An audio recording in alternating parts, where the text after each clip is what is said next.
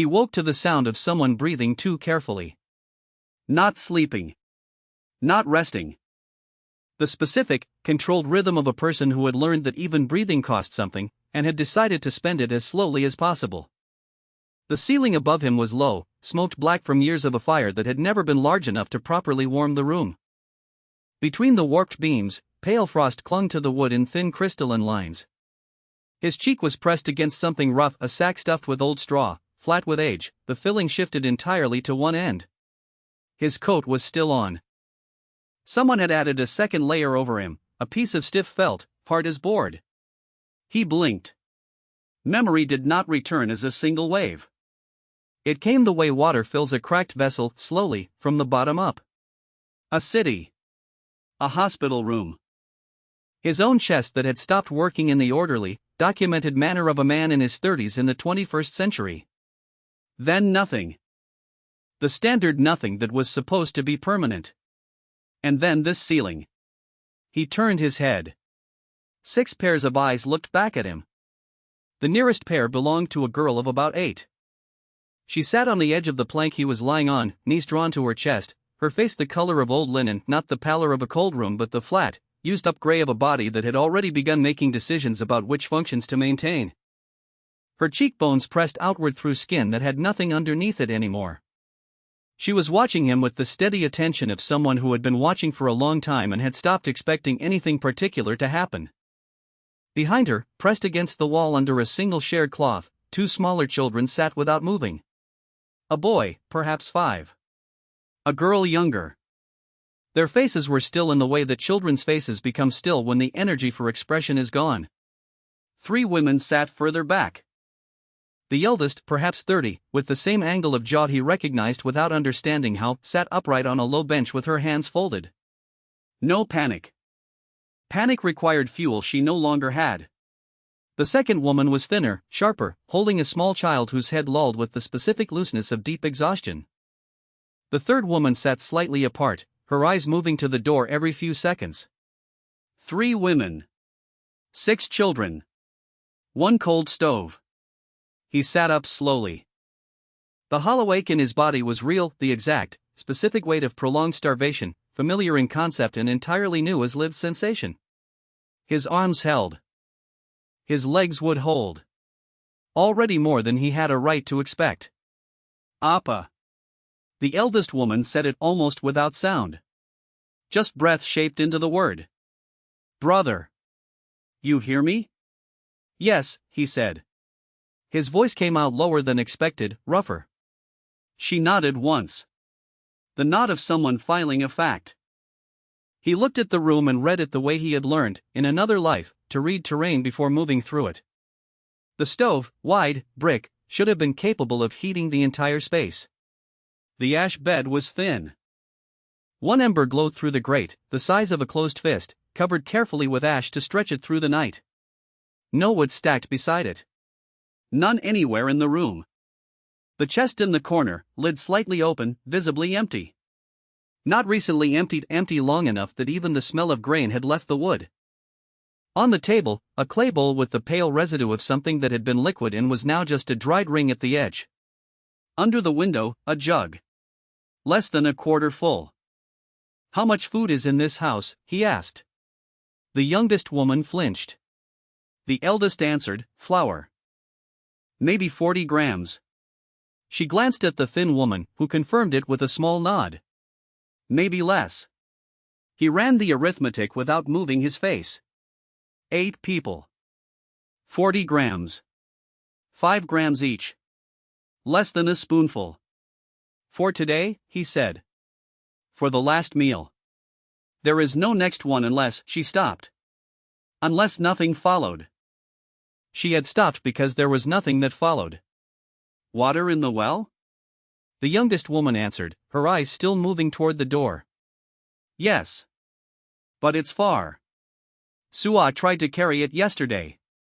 She fell on the way back. She glanced at the small girl in the corner, who pulled her shoulders slightly inward. He filed it. Water exists, but the route costs more energy than the family currently has to spend. The forest, he said. Which direction? The eldest studied him with a new quality, not grief, not hope, something more careful. Past the river. 2 li, maybe. There's a copse. People don't go too far when you're running on nothing. Everyone goes to the collective road instead. 4 straw. A ravine? Low ground, gullies, anything hidden from the main road? The girl, the 8-year-old who had been watching him, spoke before the women could. Behind the hill at the north end. There's an old gully. The boys used to go there. Her voice was small but exact. Nobody goes now. He looked at her. She looked back without dropping her eyes. Good, he said. That's useful. Something shifted in her expression. Not quite surprise. The recognition of a word she had not heard recently. He stood. The room tilted once and steadied. He breathed through it. He looked at the room one more time, this time for inventory rather than orientation. On the windowsill, a small folding knife, left there with the specific carelessness of something set down by someone too tired to put it away properly. On the wall, 2 nails with fabric old garments, too worn for warmth, kept for reasons not yet clear. In the box near the stove, 3 spools of thread, 2 needles, a strip of rough twine, a length of cracked leather. He took the twine. Ran it between his fingers. Strong enough for what he needed tonight. I'm going out, he said. 1 hour. 2 at most. The eldest woman, Hyunja, started to rise. Her legs shook with the effort and she steadied herself against the table's edge. You were barely alive 3 days ago. And now I'm standing. He kept his voice level, not cold, not warm. The register of a mechanic explaining a process. If I go looking for food without mapping the ground first, I'll burn more energy than I'll find. Today I don't hunt. Today I read. Where animals move. Where other people have already cleared. Where I can move without being seen. Silence. The girl spoke again. Like a hunter, she said. Exactly like a hunter. He looked at the thin woman, the one with the needle-fine fingers and the worn patches at her sleeves that spoke of someone who spent long hours with her hands in cloth. Is there more twine? Wire. Anything flexible and strong?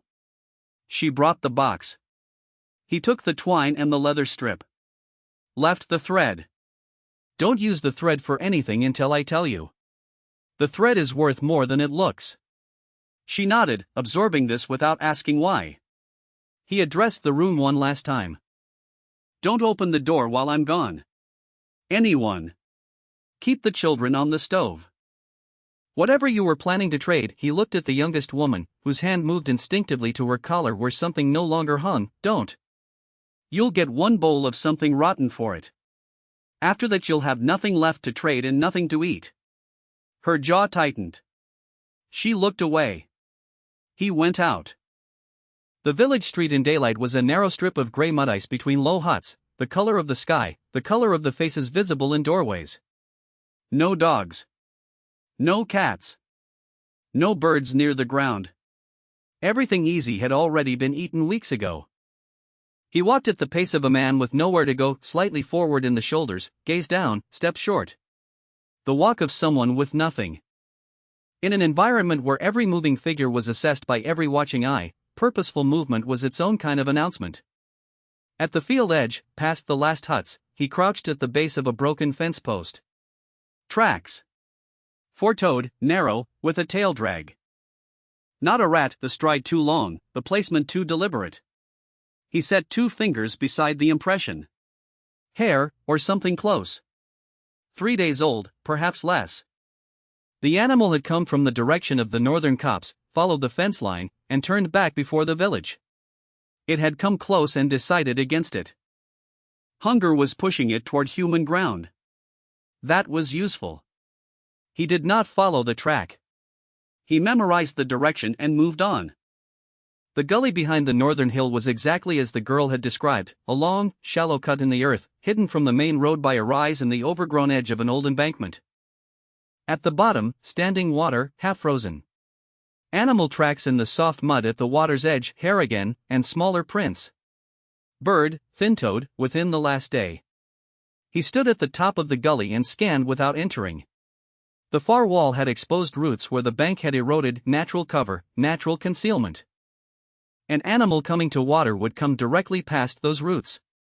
A snare placed there would be invisible from above. He did not set anything.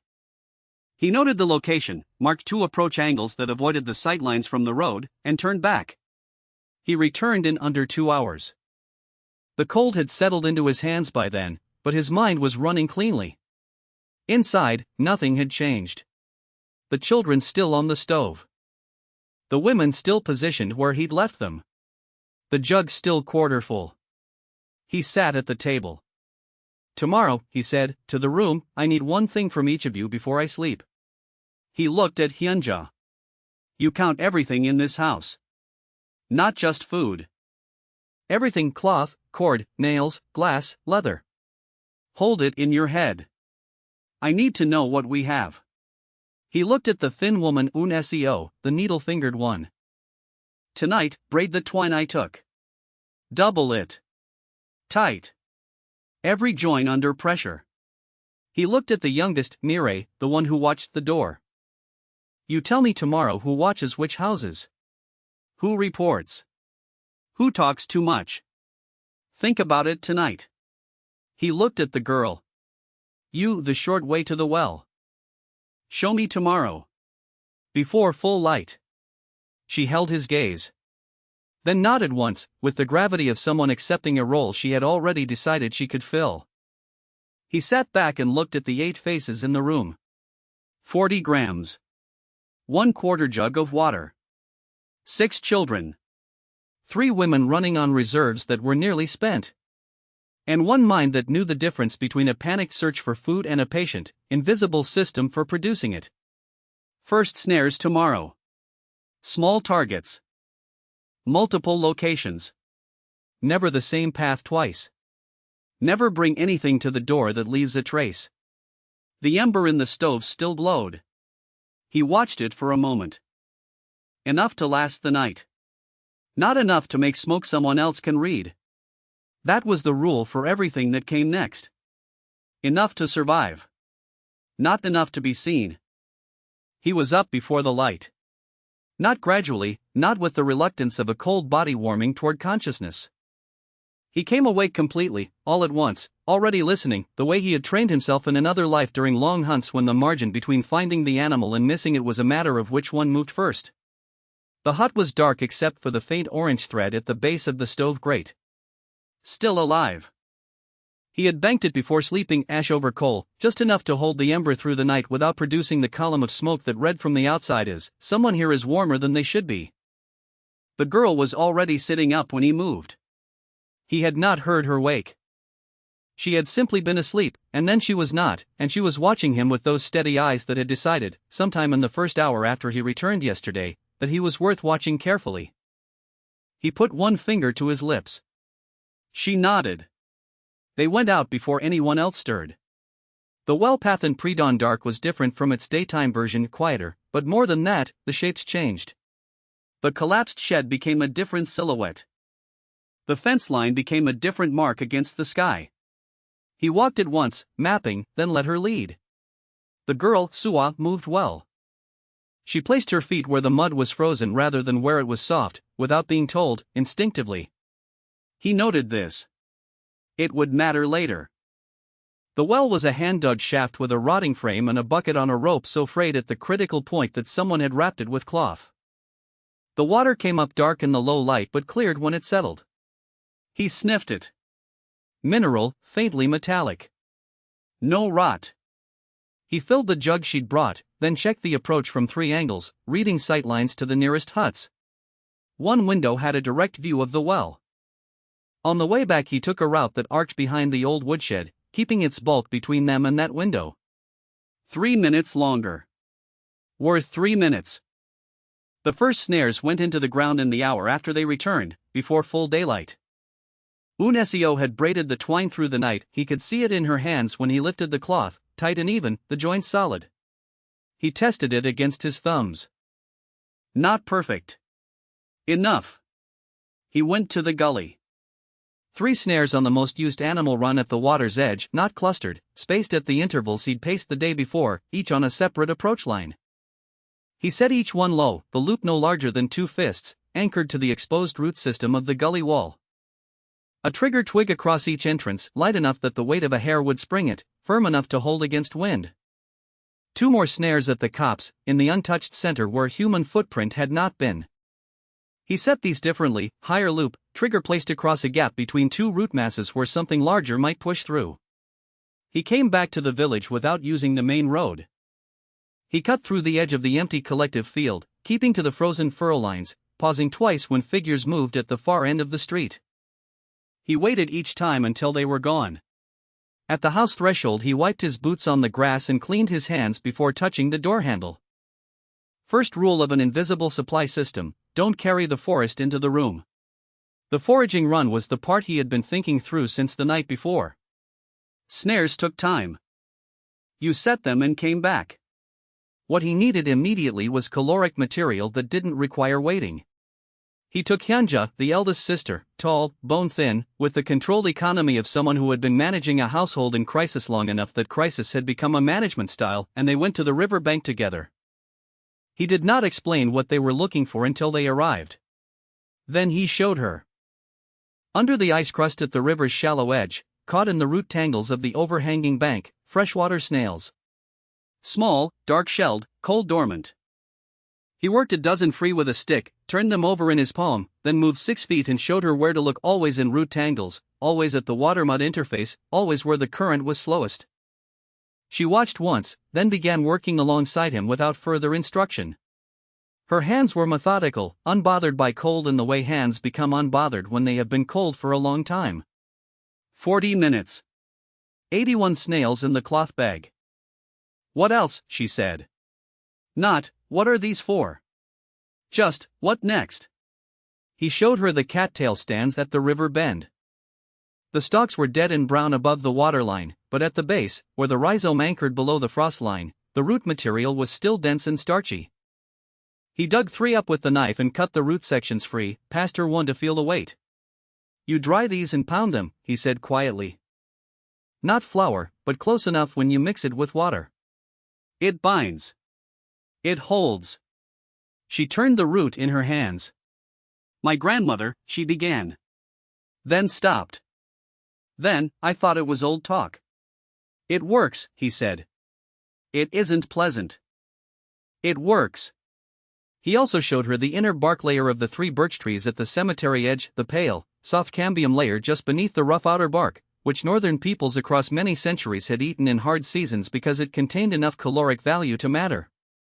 He showed her how to cut only a narrow strip from each tree, never the full ring. The tree was a future resource. She repeated that back to him when he said it. Not to show understanding. To fix it in place. On the return, he paused at the road drainage pool where the ditch water collected at the village edge. Partly frozen, but the unfrozen center held surface insects, water beetles, suspended organic sediment. He stripped a thin branch to a point, dragged the surface. Insects collected on the tip.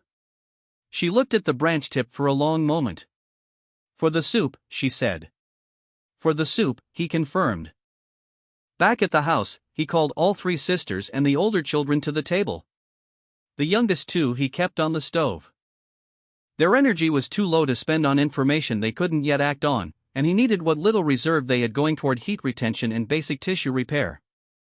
He laid everything on the cleared table, the bag of snails, the cattail roots, the strips of birch cambium, the beetles in a small jar from the shelf. This is today, he said. Here is what you do with it, in what order, and in what quantities. He looked at Hyunja. You manage the cook.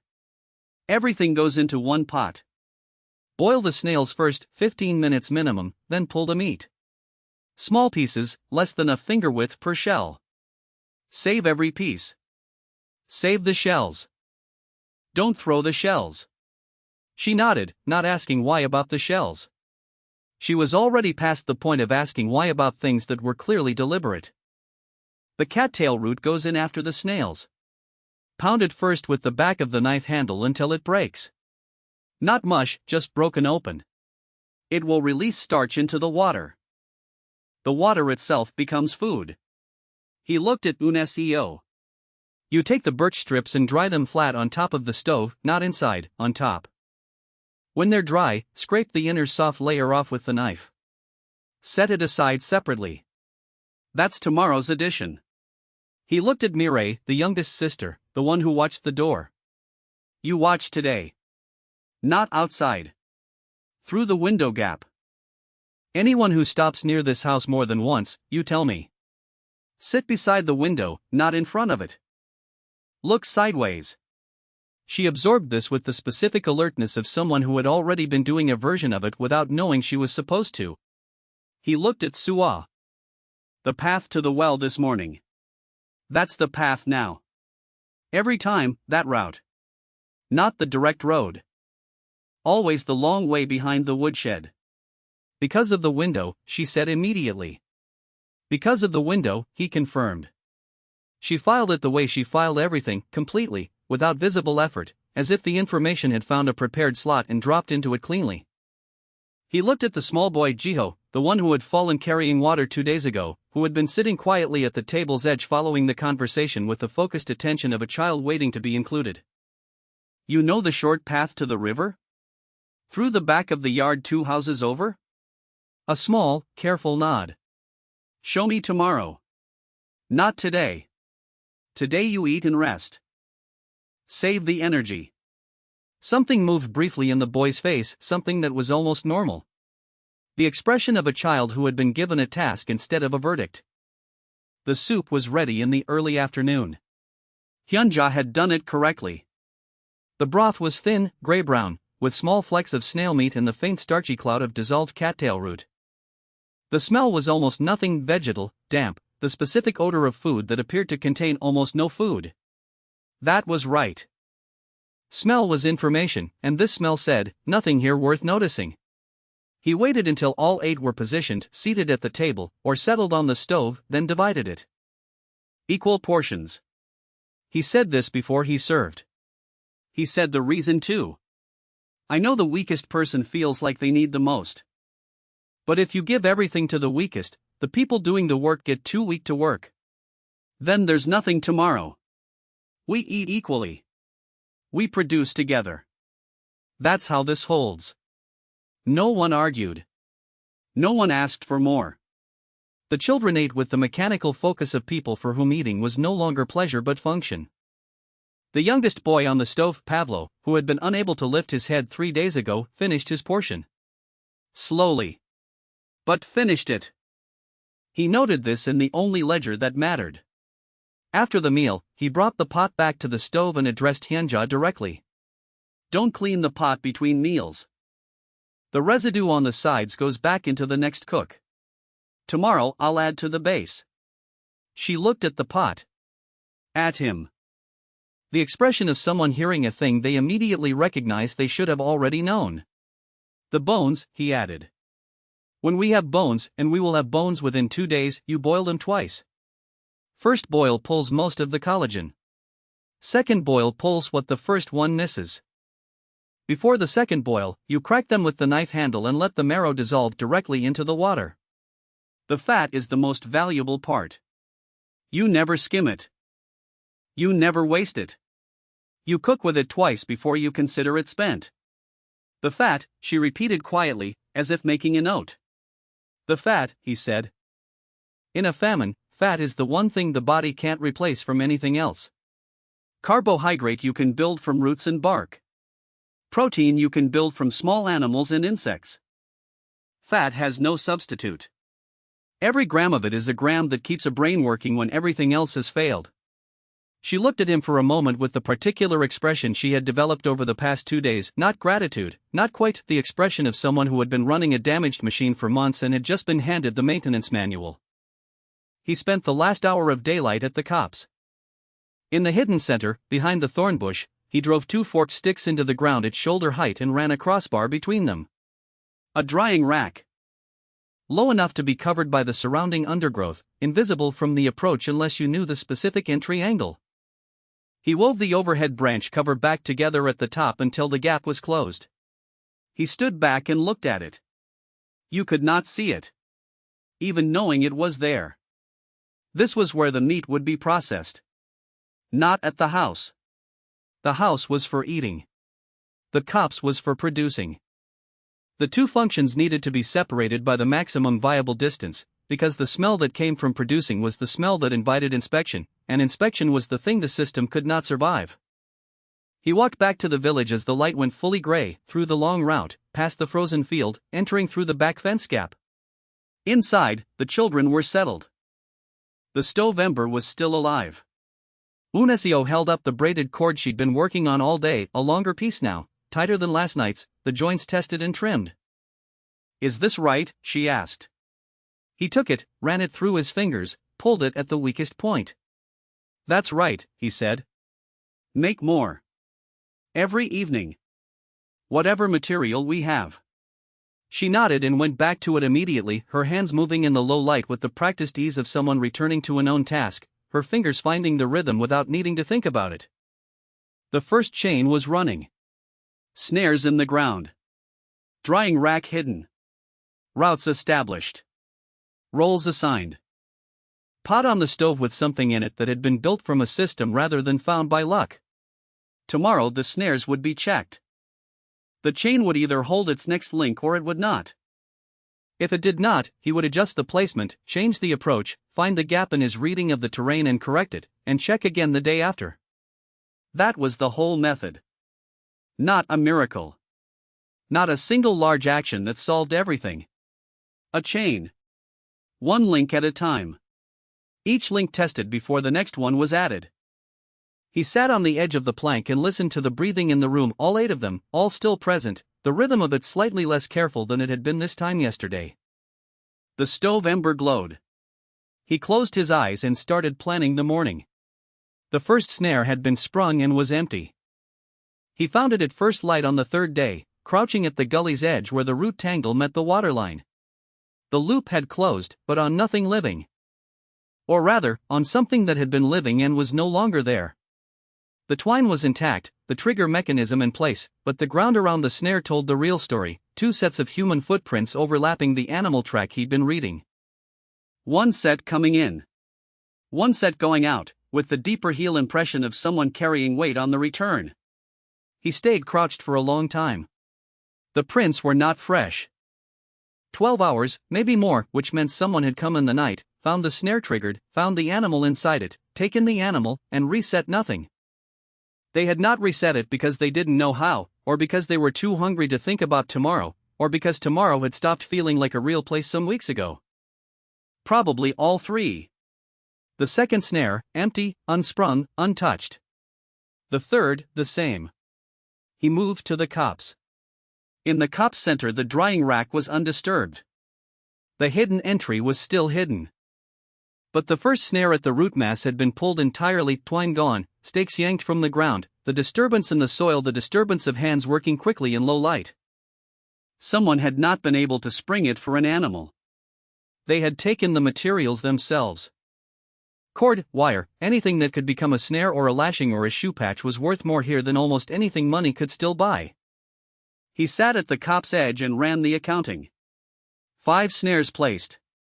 1 sprung and cleaned. 1 stripped entirely. 3 intact. The tracks told him at least 2 different people, different shoe sizes, different gait depths, had been through the area within the past day. People who had not been here before, now expanding their range as their reserves ran lower. Desperation had its own expanding radius. He went back to the house without retracing his route. Hyunjo was awake when he left and awake when he returned. He was beginning to understand she slept very little, and that this was not a choice but a silent appointment she had made with herself. The household needed someone alert, and she had decided it would be her. He sat at the table and told her everything. He had learned in 2 days that partial information was less useful than complete information. She processed without drama, which was the most efficient quality a person could have in an emergency. The snare by the water, she said. How long before it caught something? 2 days. So they work. They work. The problem is that other people are finding them. A pause. Because we're all looking at the same ground, she said. Exactly. Everyone in the village with enough energy to walk was reading the same geometry: the river, the cops, the drainage pools at the road edge. Every snare placed in obvious terrain was a snare in direct competition with every other hungry person thinking the same thoughts. "We need to go further than anyone else will go," he said. "And stop going where they go. Further costs more energy. Which is why we eat something before going out. Every time. Even a spoonful of the base broth. You don't send the machine out cold." She absorbed this. Filed it without comment.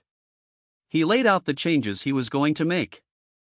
By midday, all 3 remaining snares had been relocated.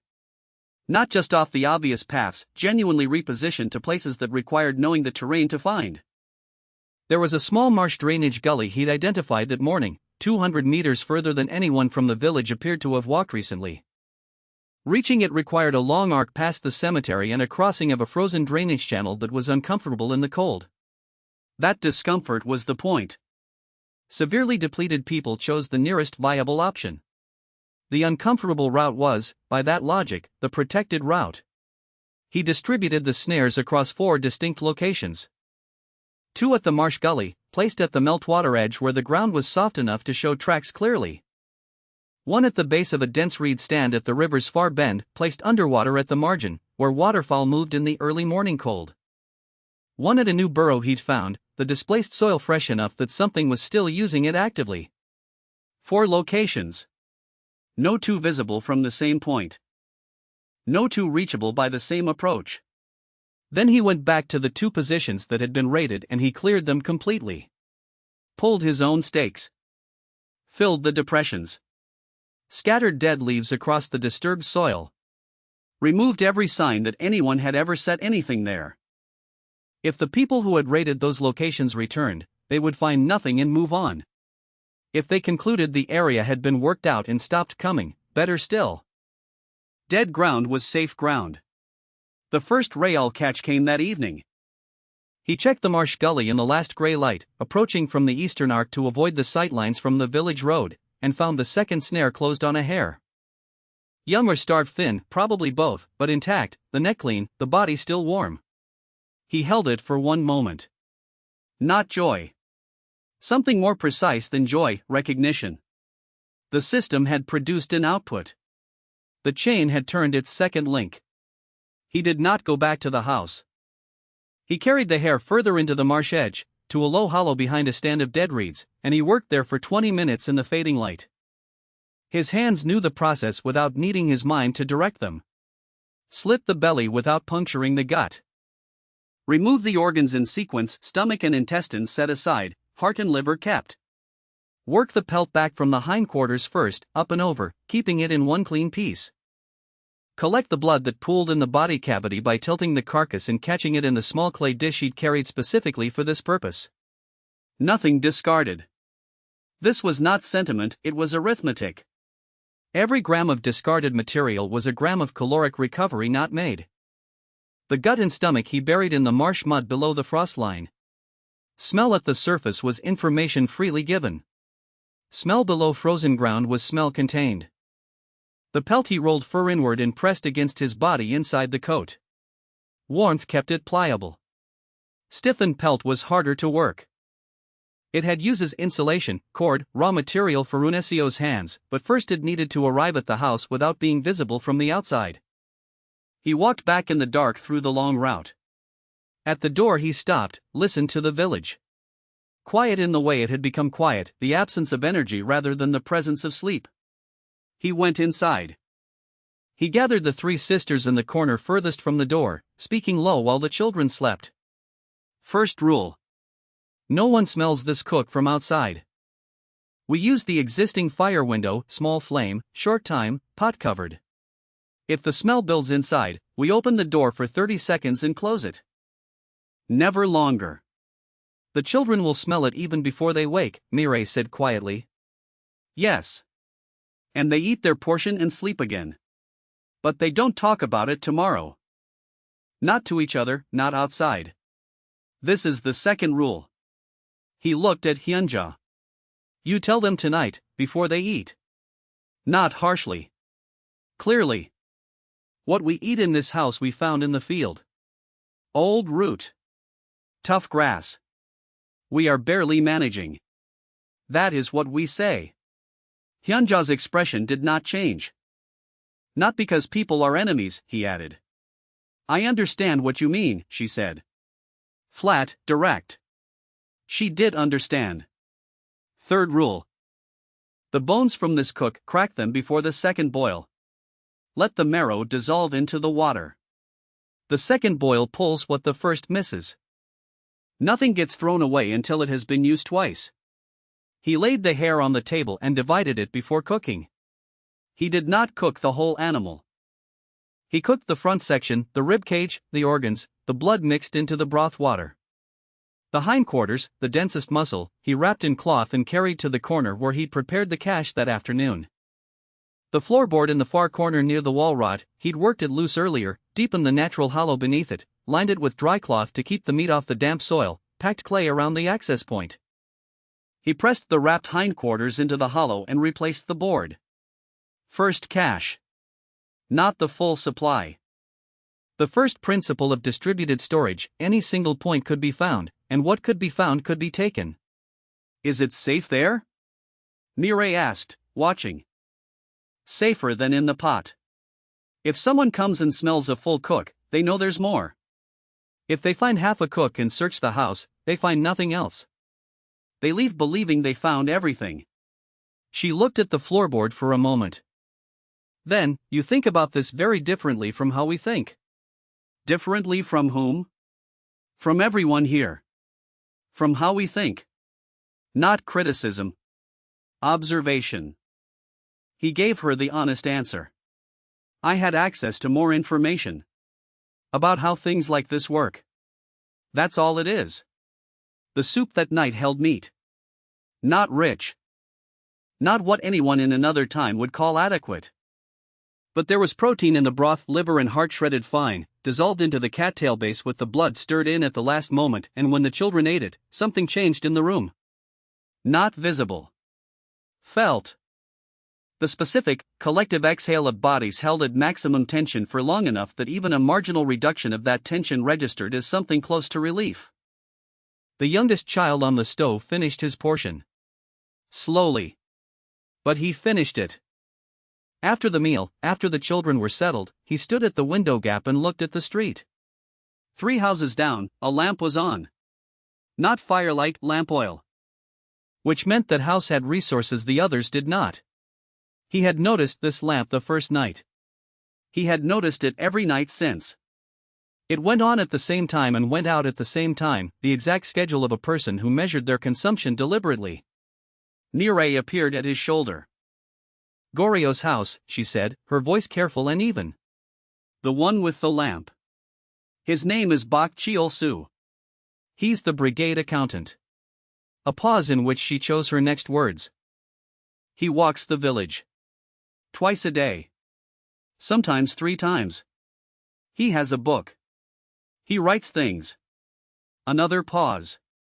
He came to our door the day before you woke up. Asked about you. Whether you were still alive. He kept his eyes on the lamp. What did you tell him? That you were sick. Fever. He believed you? She considered this honestly. He didn't disbelieve us. He looked at the children. He wrote something. He said he'd come back when you were better. The lamp went out. He let the cloth fall back over the window gap.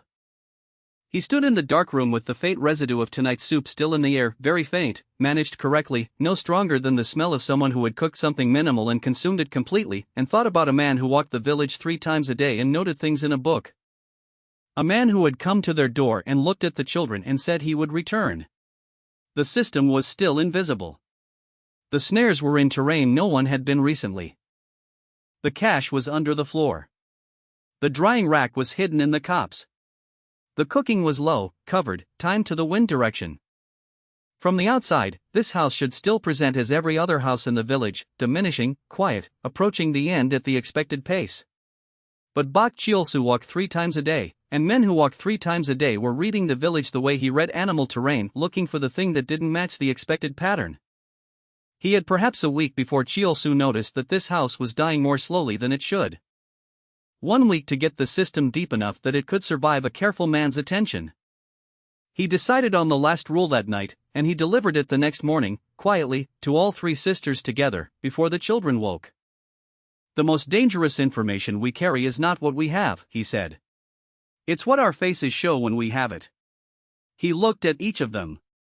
When you walk outside, your face shows what you feel. Right now, what you feel is slightly less desperate than yesterday. That is visible to someone looking for it. A woman who felt nothing yesterday and feels something today is a woman whose situation has changed. Changed situations get investigated. Hyunja was very still. So we practice showing nothing, he said. Not misery. Misery is an expression too, and forced misery is obviously forced. Blank. Tired. The look of people who have stopped expecting anything. That look is the one that says, nothing here has changed. Mireille said quietly, we're already good at that look. You were, he said. You're not as good at it now as you were 3 days ago. Because 3 days ago you hadn't eaten anything real in a week. Now you have. The difference shows in the eyes. A long silence. Hyunja turned to the window and looked at her own reflection in the frost-clouded glass for a moment.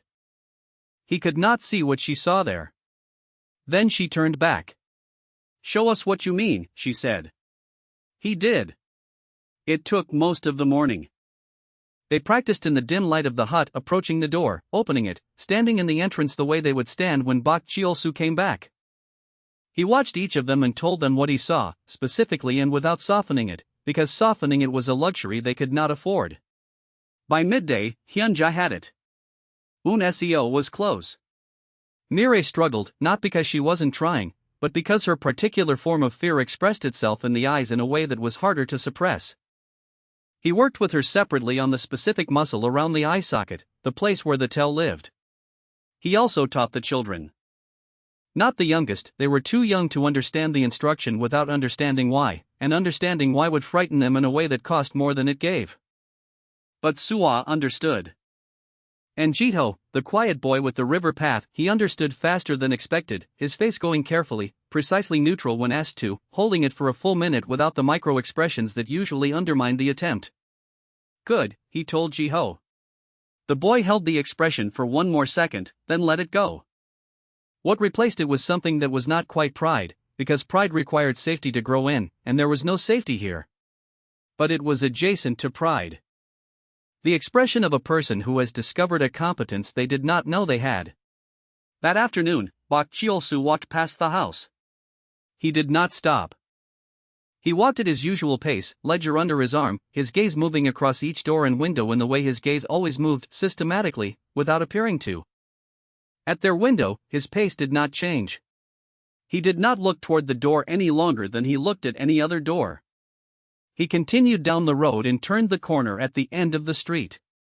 He did not come back for a second pass that day, which was unusual. He normally made 2. Which meant he was thinking about something.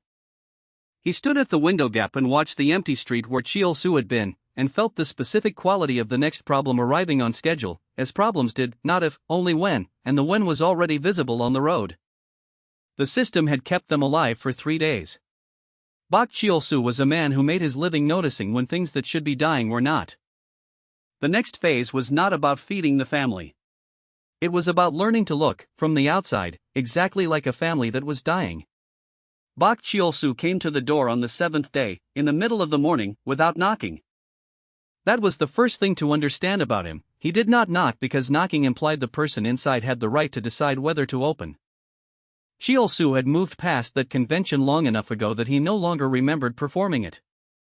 He simply opened doors, stepped inside, and arranged his face into the expression of a man conducting routine business, which was more insulting than open hostility because it communicated that you were not significant enough to warrant real menace. He was perhaps 45, built compactly, with the specific solidity of a man who had been adequately fed while the people around him were not. Not fat, nothing as obvious as that. Simply present in his body in a way that no one else in the village was present in theirs anymore. He wore a dark coat that had been good once and remained functional. The ledger was under his arm with the habitual ease of a tool that lived there. He looked at the room. The children on the stove. Hyunja standing at the table with her hands at her sides and her face arranged in the expression she had been practicing for 3 days. Then he looked at him. The brother, he said. Recovered. Not a question. Recovered, he confirmed. Sheol-su's gaze moved across him with the assessing quality of a man who dealt in inventory. Body weight. Muscle condition. The alertness behind the eyes, whether there was more of it than someone described as near death a week prior had any right to possess. He had prepared for this look. For 2 days he had been carrying himself with deliberate economy, moving slowly, shoulders slightly forward, his eyes holding the flat, unfocused quality of severe caloric depletion. Not a performance exactly. More like a partial recovery, deliberately managed, letting Sheol-su see someone upright and breathing, but only marginally so. A man who had survived by the thinnest possible margin and was still running on the wrong side of that margin. Sheol-su opened the ledger. Names. Ages. Working capacity. Hyunja gave them. All 8. She used the flat, cooperative register he had asked for, not servile, not resistant, the precise middle tone of someone with nothing to hide because there was nothing worth hiding. The children's ages. The women's status.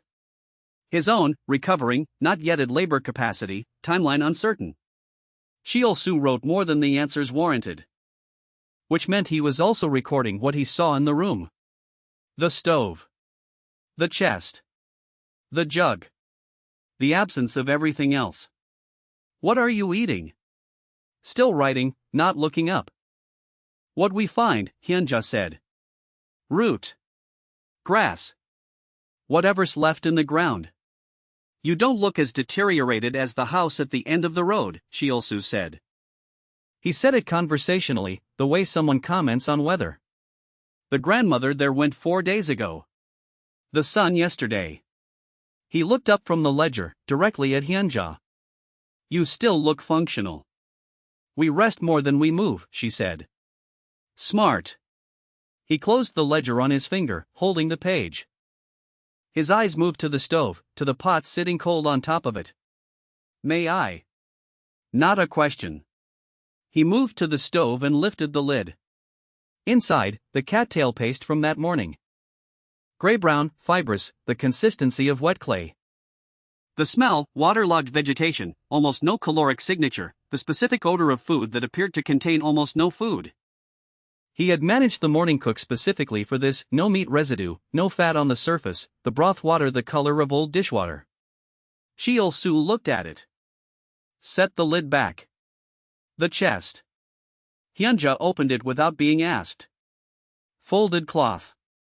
2 thread spools. A broken wooden comb. The small knife. An empty ceramic jar. The chest of a household that had sold and consumed everything with value weeks ago. The floor cash was in the corner behind Sheol-su's left shoulder. He did not look at the floor. People with authority rarely looked at floors. Floors were where dirt was, and men with ledgers were looking for things above floor level. Sheol-su moved through the room with the practiced efficiency of someone who did this 6 days a week.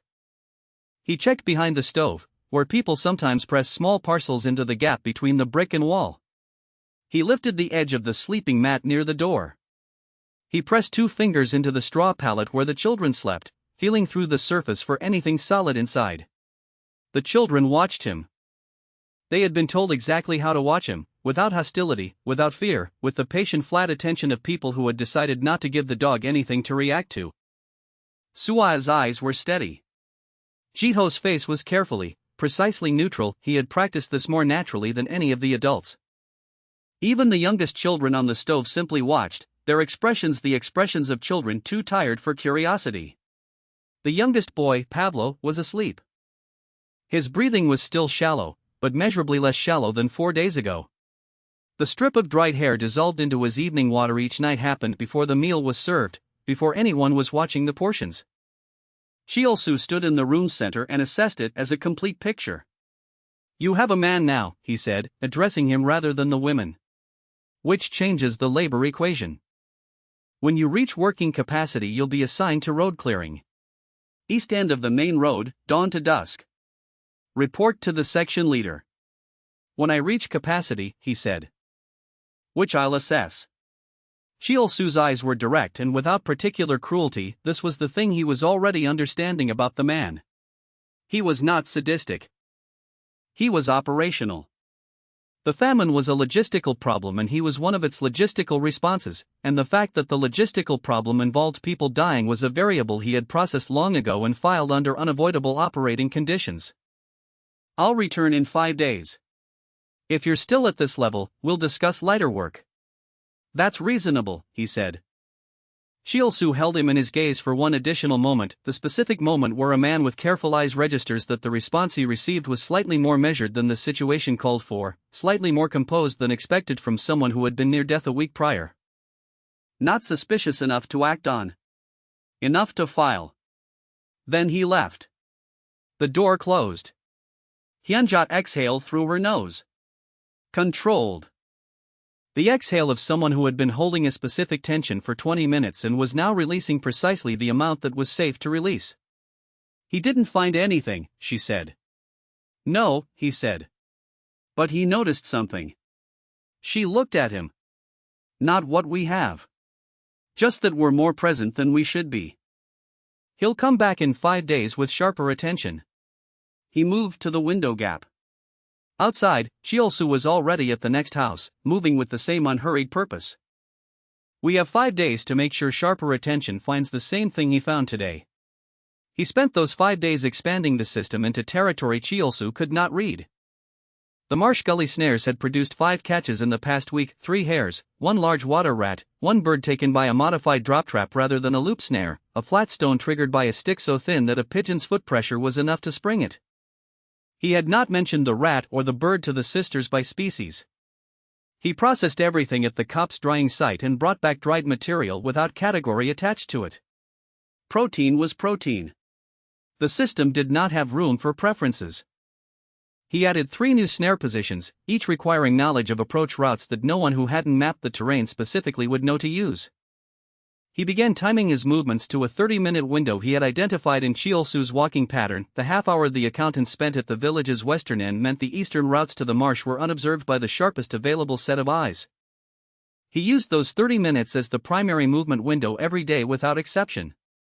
He also addressed the smell problem more systematically. The drying rack in the copse was the main risk point. Dried meat had a lower odor profile than fresh or cooking meat, but in cold still air it carried further than expected. He built a secondary enclosure around the rack using tightly woven dead branches packed with mud at the gaps, a partial windbreak that also served as odor containment. Not airtight. Better than nothing. At the house, Hyunja began cooking exclusively when the wind came from the east. Mireille tracked wind direction each morning from the window gap and reported it before any cooking decision was made. This felt excessive only if you had not yet experienced the specific problem of a careful man who walked the street 3 times a day and used his nose the way a surveyor used a level. He buried the spent bones below the frost line at the marsh edge. Not in a pile, dispersed across a 10-foot stretch, 6 inches down, the surface smooth each time. No cluster, no smell concentration, no trail leading back. On the 4th day after Cheol-su's visit, Suwa came to find him at the copse. She moved through the hidden entrance correctly. She had been using it for 5 days and had stopped needing to be reminded of the entry angle. She appeared at the rack, waited until he looked up, then said, "A man came." Not Cheol-su. Someone with him. Different coat. Official buttons. He read this immediately. Someone Cheol-su had reported to. Which meant Cheol-su had reported something worth reporting upward, not a certainty, a possibility. A house that was dying more slowly than expected. A brother who had recovered from near death with slightly too much coherence behind the eyes. How long ago? 20 minutes. I ran the back way. He looked at the drying rack. For strips in various stages. He pulled the 2 most finished, dry enough to be odorless at short distance, and pressed them inside his coat against his body. The remaining 2 he covered with the branch ceiling and pressed fresh mud into the gaps where the enclosure had dried and cracked overnight. Did Hyunja see them arrive? She was at the table. she saw them on the road. Good. Hyunja's face was always ready. He returned via the frozen field approach, entering through the back fence gap, arriving looking like a man who had been walking empty ground for no particular reason. Cheol-soo was in the room. Beside him, a younger man in a dark coat with brass buttons, a district inspector, or someone equivalent, the specific title less important than the basic fact that he outranked Cheol-soo, which meant his assessment carried weight that Cheol-soo's did not. The younger man looked at him. Looked at the room. The pot on the stove. The open chest. The children. "This is the brother," Cheol-soo said. Something in his tone was different from 5 days prior. More careful. The tone of a man presenting rather than inspecting, as if he had brought a superior to confirm a suspicion and was now slightly uncertain the suspicion would hold. "Working capacity," the inspector said. "Recovering," Cheol-soo said. "Assigned to light work pending full assessment." "Food situation?" "Minimal." "Root material?" "Consistent with zone average." The inspector looked at him directly. "How did you recover from the fever?" "Casual delivery." Not a casual question. "Slowly," he said. He let the word cost something, a slight pause before it, a slight effort in the delivery, the impression of a man for whom sustained speech was still a marginal expenditure. "My sisters kept the stove alive. I slept most of it. When I could sit up, I started moving around. I'm still not strong."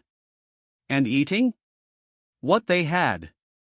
He held the inspector's gaze at the level of a man with a clear conscience and an empty kitchen.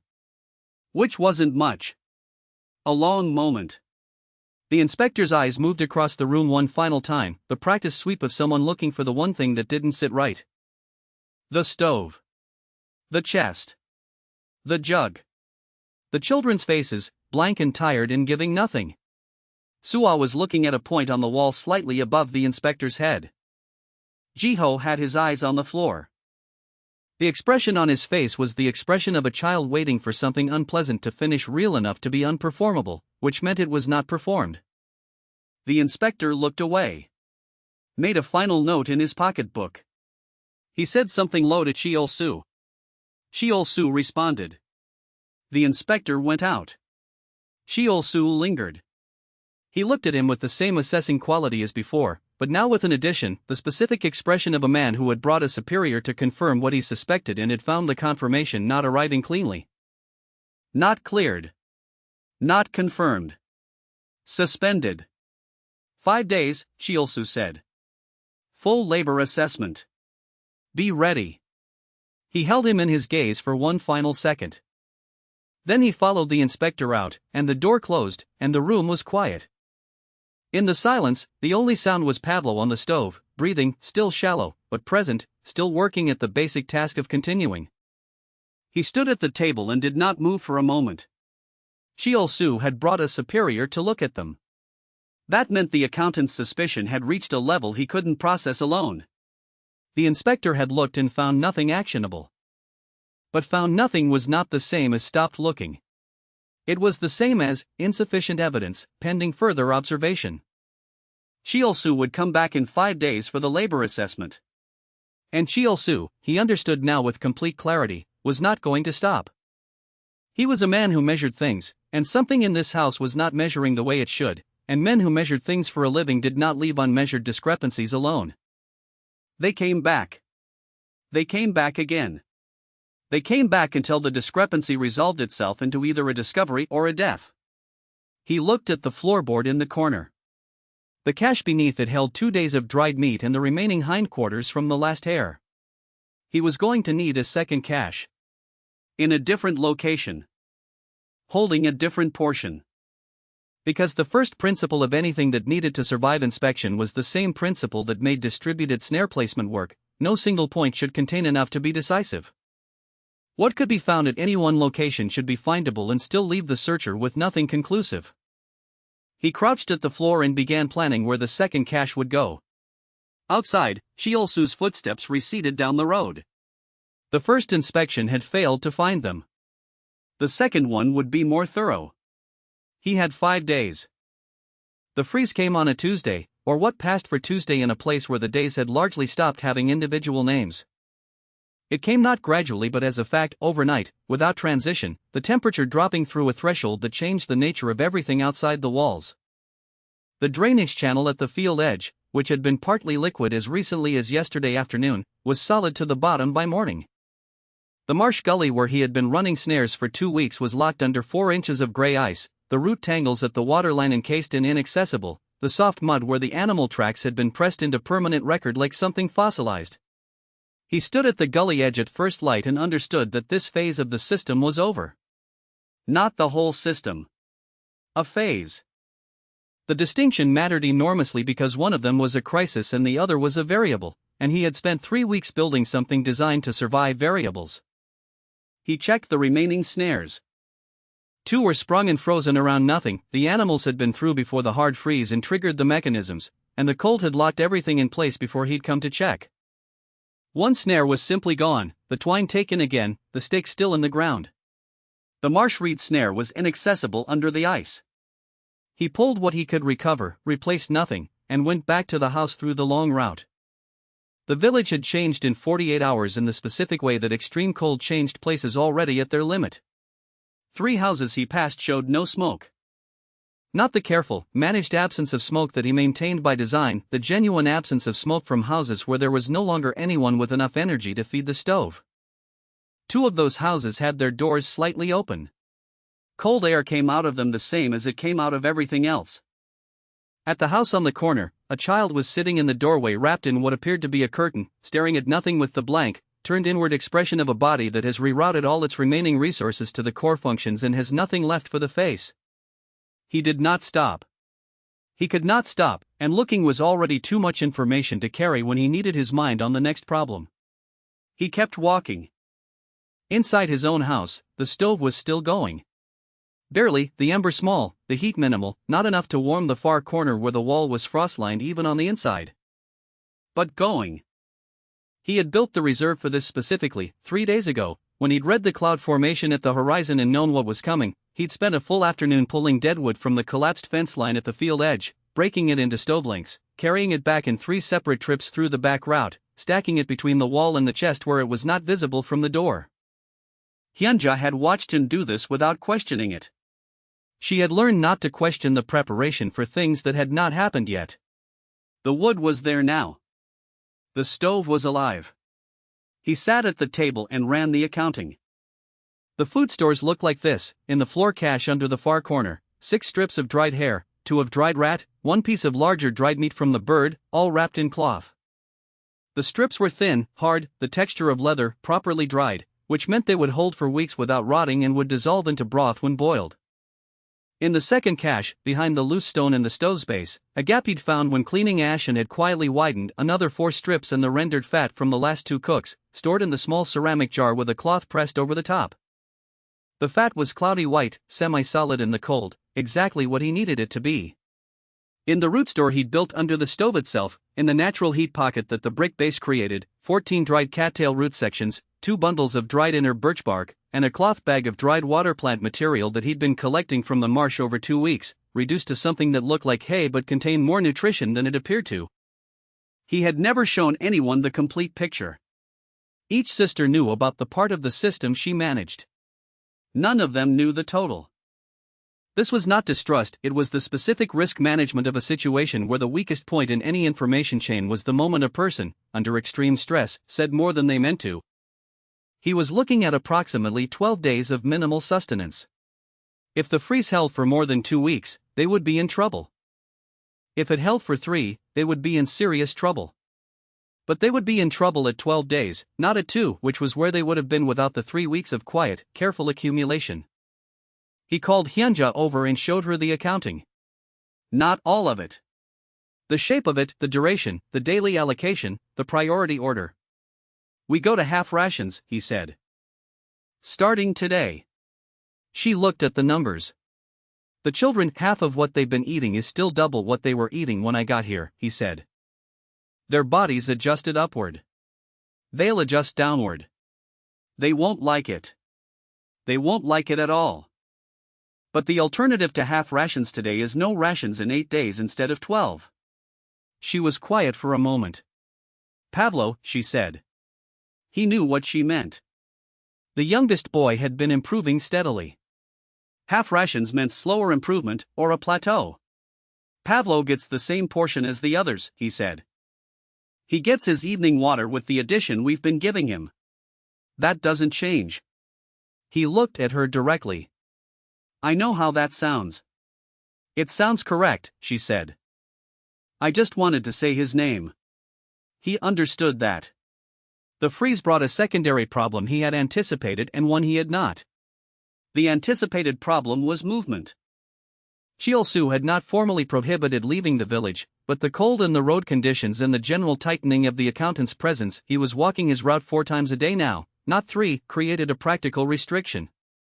Going to the cops, even by the long back route, meant crossing open ground that was now fully visible in all directions. The scrub vegetation that had provided marginal cover in autumn now reduced to skeletal sticks above white ground. Footprints in new snow were readable from 50 meters. He solved this by timing movement to snowfall windows. He watched the sky carefully, learning the specific cloud formations that preceded snow in this geography, the particular flat gray ceiling, the way the wind dropped before it started, and used the falling snow itself as cover. Footprints made during snowfall were partially filled in an hour and fully obscured in 3. He moved during snow, returned during snow, and the trail he left behind him softened and disappeared as he walked. The unanticipated problem was the neighbors. On the 5th day of the freeze, a woman appeared at their door in the late afternoon. He didn't know her name.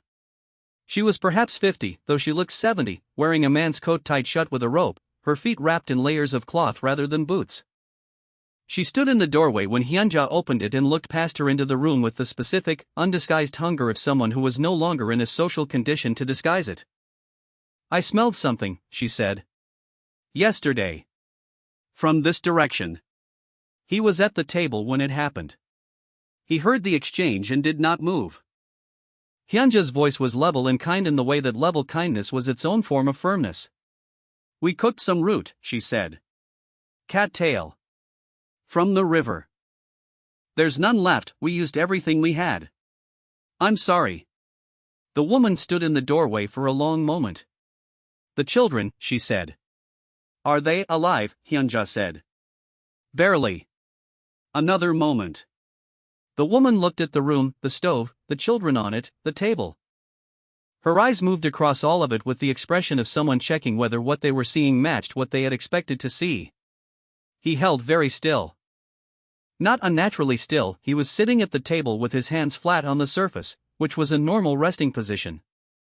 But he was reading her the way he read the gully terrain, what she was looking for, where her days went longest, what she had come with and what she would leave with. She left with nothing except Hyunja's quiet apology and a half-truth about cattail root. When the door closed, he let 3 minutes pass before speaking. She'll come back, he said. I know, Hyunja said. Or she'll tell someone. Both, he said. She'll tell someone first and then come back herself. He looked at the stove. The smell is the problem. We managed it well for 3 weeks. The freeze changed the air movement, cold air is denser, it carries smell lower and further than warm air does. What was manageable in autumn is less manageable now. He thought about this for a moment. We moved the cooking window to after dark, he said. When the street traffic is lowest. We reduced the fire to the minimum that still produces edible output. We used the root stores and fat rather than fresh cook the dried meat. The root smell is common enough that it doesn't signal the same thing. Un Seo, who had been listening from the corner, spoke. And when the root is gone? We'll be past the worst of the freeze by then. The marsh will have at least partial melt at the edges. The animal movement will resume. He said this with more certainty than the weather permitted, because certainty was a resource in this room and he was not going to deplete it unnecessarily. We're not past the hard part. We're in it. The stores we built are for being in it. On the 9th day of the freeze, the village held what passed for a meeting. Not an organized meeting, more an accumulation at the well, where people gathered because the well was the one point of common purpose.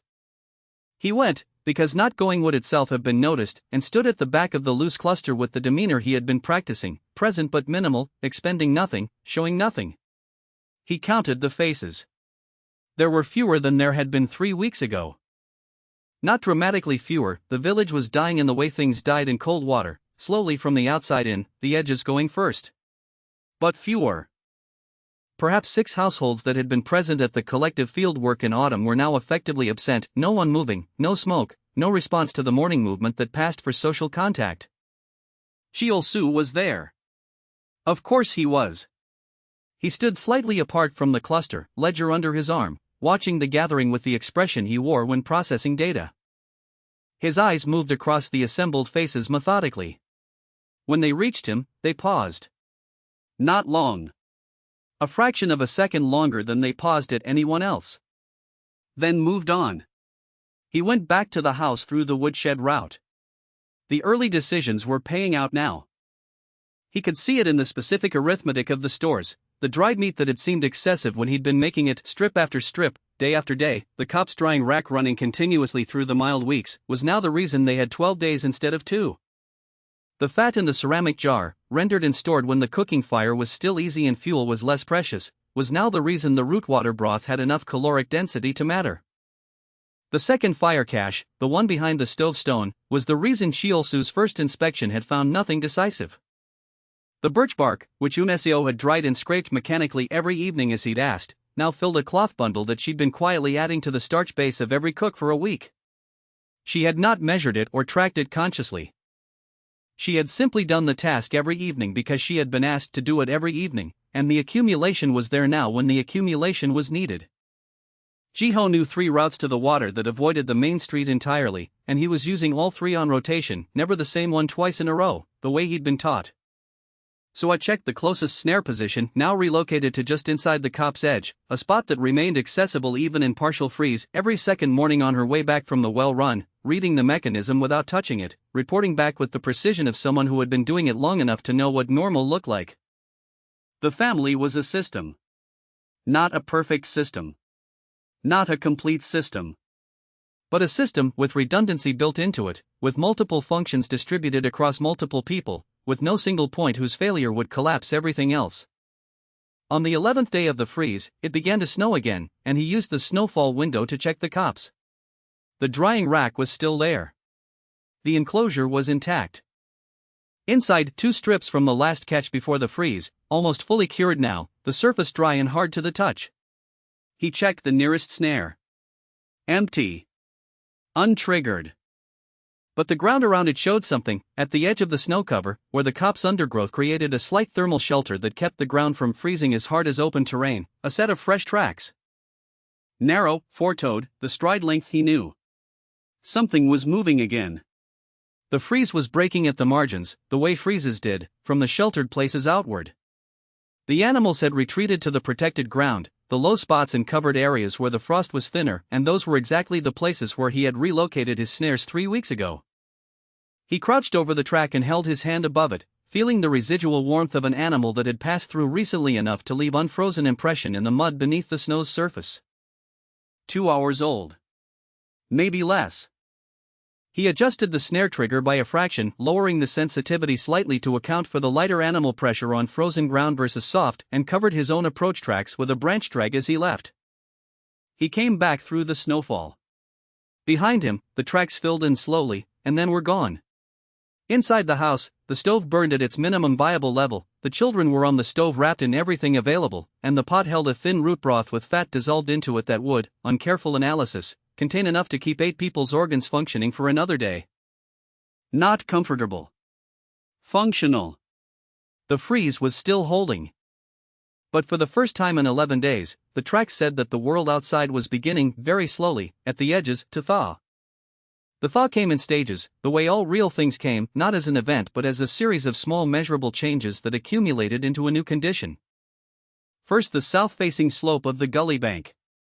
Then the reed margin at the river's far bend. Then the drainage channel at the field edge, which cracked along its center line one morning and began running again by afternoon, the water dark and cold and moving. He watched all of this the way he watched everything now, as information about what was possible next.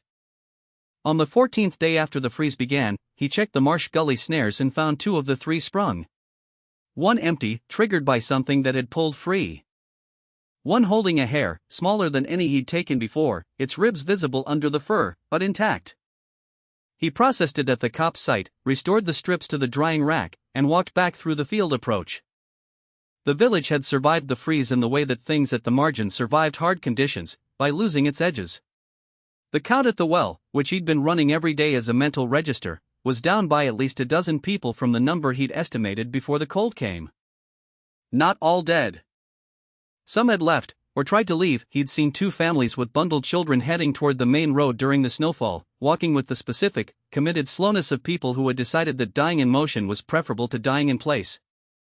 Whether they had made it anywhere was information he didn't have. The house at the corner, where the child had been sitting in the doorway in the curtain, was closed and silent. He did not let himself look at it for long.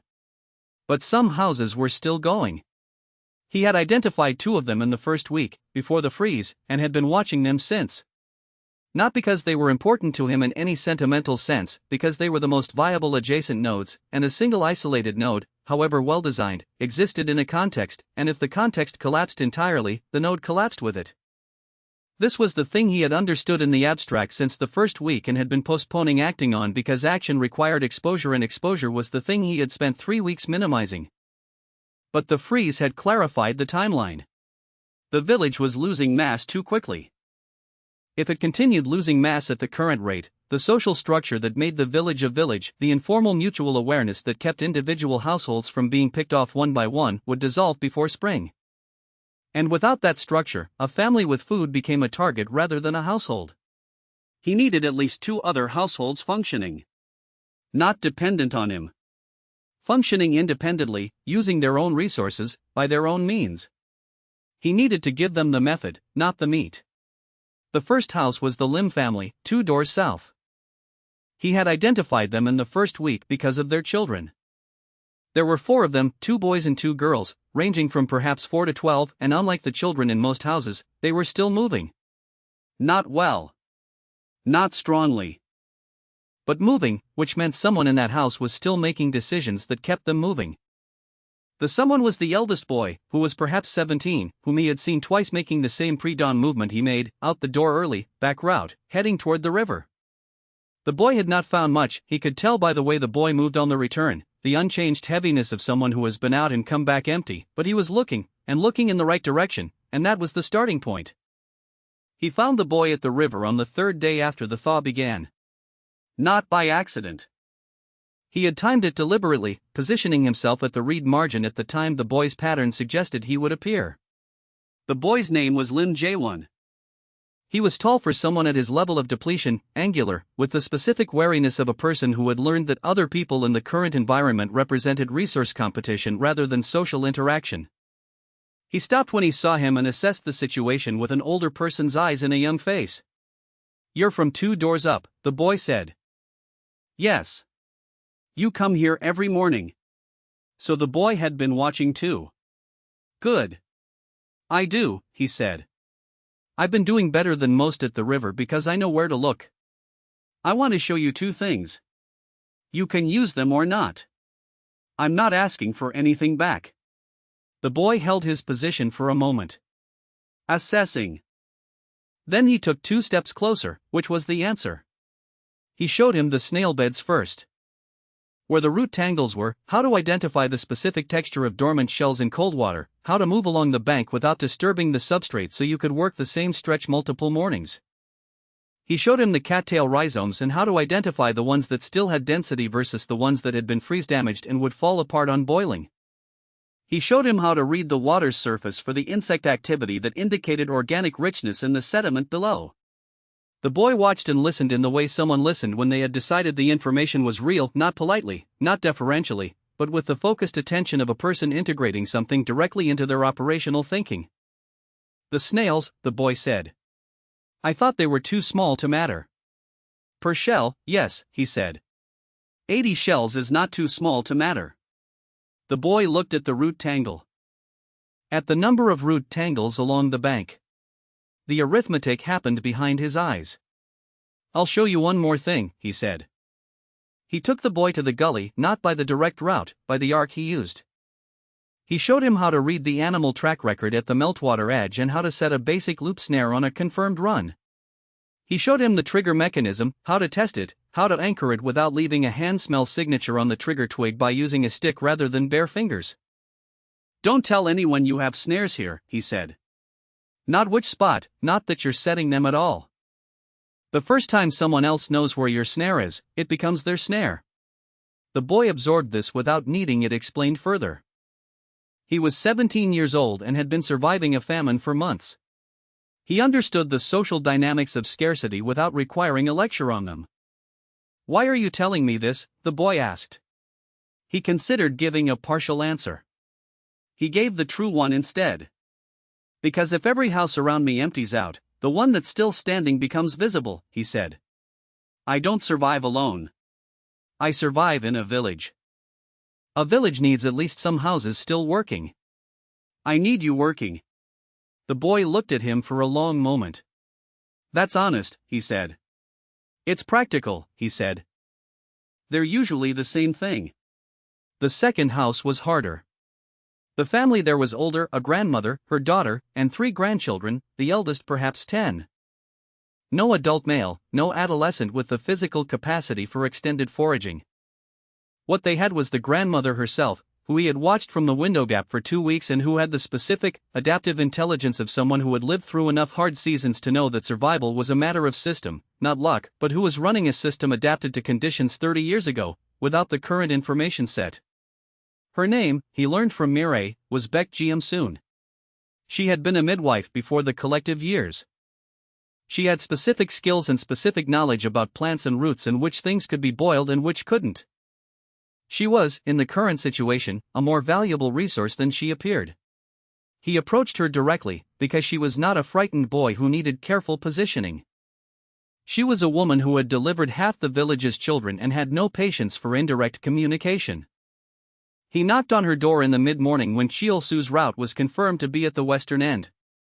She opened the door and looked at him with the expression of someone who had been opening doors for strangers for 40 years and could read the nature of the visit before the visitor spoke. "You're the one who came back from the fever," she said. "Yes. And you've been eating," she said. "Not accusation. Assessment." "Carefully," he said. She looked at him for another moment. Then stepped back from the door. Inside her house, the 3 grandchildren were on the stove. The daughter was at the table, sorting through a small pile of dried plant material with the painstaking focus of someone for whom each piece was significant. The room smelled of dried herbs and something faintly animal, not meat, but the residue of bone water, which meant she had been boiling bones already. He looked at the bone water smell and revised his estimate of Baek Ji-soon upward. "What do you know about the marsh gully?" he asked. "I know it exists," she said. "What's living there right now?" She sat, which he took as an invitation to sit as well. Over the next hour he told her what he had mapped and what he had found. He told her specifically about the waterfowl patterns at the reed margin, the specific hour of early morning when birds move through the still frozen shallows and which position provided the best approach angle. He told her about the drop trap mechanism, which was simpler to build than a loop snare and more appropriate for the physical capacity available in her household. It required a flat stone, a trigger stick, and a scatter of dry grain dust as bait, which she had in the form of the floor sweepings from the collective storehouse that she had saved, he noticed, in a cloth bag hanging from the wall nail.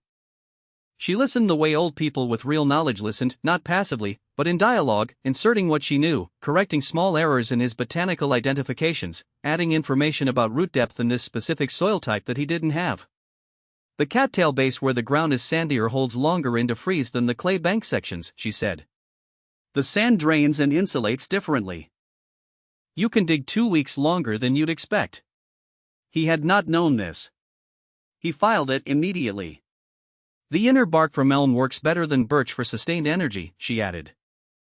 "Less pleasant, but more density. There are 3 elm trees at the cemetery's south edge." He had walked past those trees a dozen times. He had assessed them as birch adjacent and moved on. He had been wrong. "You know a great deal," he said. "I delivered babies for 20 years in places that didn't always have enough to eat," she said.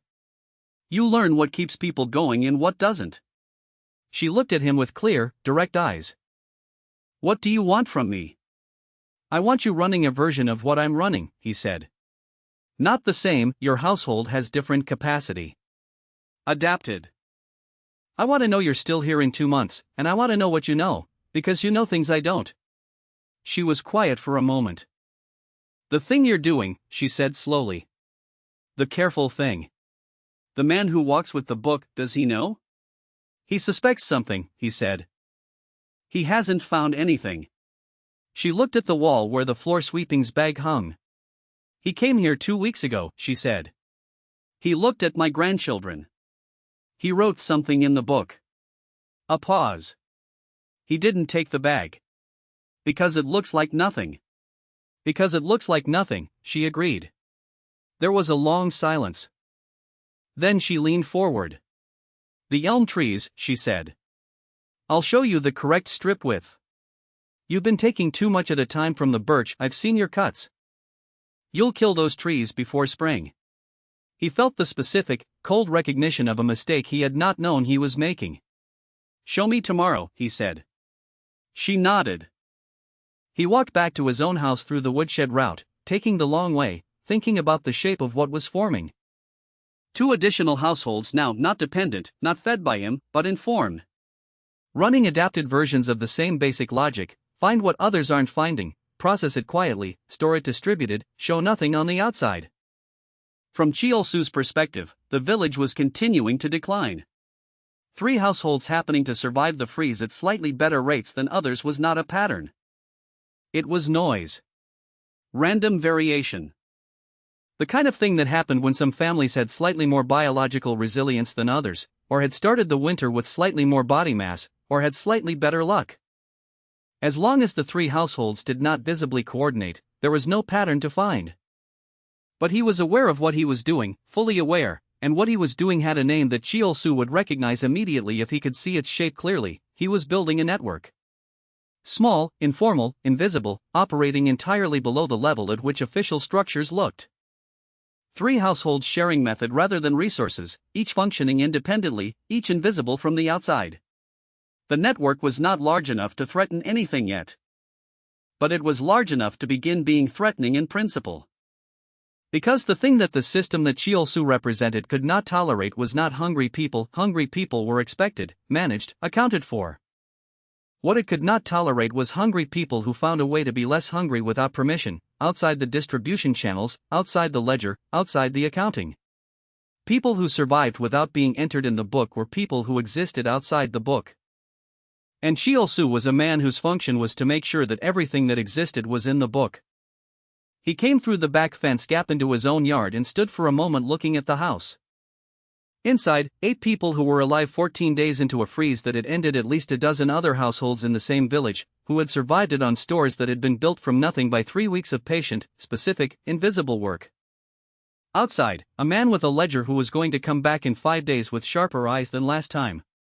And now, 2 doors south and 4 doors north, 2 additional households that were no longer waiting for the end as passively as they had been. He went inside. The stove was still burning. The second link of the next chain had been placed. Cheol-su came back on the 5th day, as promised, but he did not come alone and he did not come in the morning. He came at midday, the specific hour when the household was most likely to be in the middle of something, when the cook was either in progress or recently finished, when the smell was at its highest and the evidence was warmest. He came with 2 men, the district inspector from the previous visit, and a second figure he had not seen before, a younger man in a militia coat who carried nothing official but whose presence communicated a function that did not require official markers. 3 people at the door was a different kind of visit than 1 person at the door. 1 person conducted an inspection. 3 people conducted a search. Mireille had seen them coming from the window gap. She had been at her position since morning, as she was every morning now, because her role in the system was observation and she took it with the specific seriousness of someone who understood that the value of advance warning was measured in the minutes it provided. She had come to find him at the table when they were still 40 meters down the road. He had used those minutes. The pot on the stove, the morning's root broth, genuinely thin, genuinely poor, exactly what it appeared to be. He had planned the morning cook specifically around the possibility of this visit, no dried meat in the broth, no fat dissolved into it, the smell of pure cattail root and water, which was the smell of minimal subsistence. The floor cache, he had moved its contents 3 days ago when he'd assessed the visit was coming. The dried strips were now in 3 separate locations outside the house, 2 wrapped in cloth inside a hollow in the woodshed wall that Unesio had lined with dry moss, 1 in a clay jar buried at the base of the back fence post under 6 inches of soil, a location he'd prepared in the first week and never used until now. The floor cache itself was not empty, that would be its own kind of information. It held a single strip of partially dried root material, the birch bark bundle, and an old cloth. Enough to show the cache existed and had been found, not enough to show the cache had been used for what it had actually been used for. The stove base cache behind the loose stone, untouched. He had calculated that 2 caches found was more convincing than 1 cache found. Finding both would make the inspection feel complete. The stove cache held 4 strips, real dried meat, real evidence wrapped in the cloth he had placed there deliberately, in a configuration that looked like someone's best attempt at concealment rather than someone's decoy. He had put the Real Reserve in the stove cache because the stove cache was the one Chiolsu was less likely to know about. And because the stove cache was findable by a determined search, which meant finding it would feel like a victory rather than a setup. He sat at the table when they came in. He did not stand. He let the sitting position communicate what he wanted it to communicate, a man who had been resting because he was still not fully at working strength, not a man who had been moving things. Chiolsu took the room in a single sweep and immediately went to the stove. Lifted the lid. Looked at the broth. The smell reached all 3 of them: cattail, water, the mineral undertone of the clay pot. Nothing else. He put the lid down. The militiaman went to the chest. Opened it, went through the contents methodically, pressed the cloth bundles between his fingers, turned the empty jar over, set it down. The inspector stood near the door and watched, which was his function. Assessment rather than action. The floor, Chiolsu said. The militiaman began at the door and worked toward the far wall, pressing the boards with his boot heel, listening for the hollow difference between a board over solid soil and a board over a cavity. He was good at it. He reached the far corner in under 3 minutes and found the cache on the second press. He pried the board up with the small tool he'd brought, a short iron bar, which confirmed that this was not an improvised search but a prepared one. He looked at the contents. Pulled out the root strip, the birch bundle, the cloth. Set them on the floor and looked at them. Chiolsu crouched beside the open cache. He looked at it for a long time. "This is everything?" he said. "That's everything," he said from the table. He said it with the flat, tired quality of a man confirming something humiliating rather than something threatening. "I've been putting aside what I find. It's not much." "Root material," Chiolsu said. "Root material," he confirmed. Chiolsu looked at the birch strips.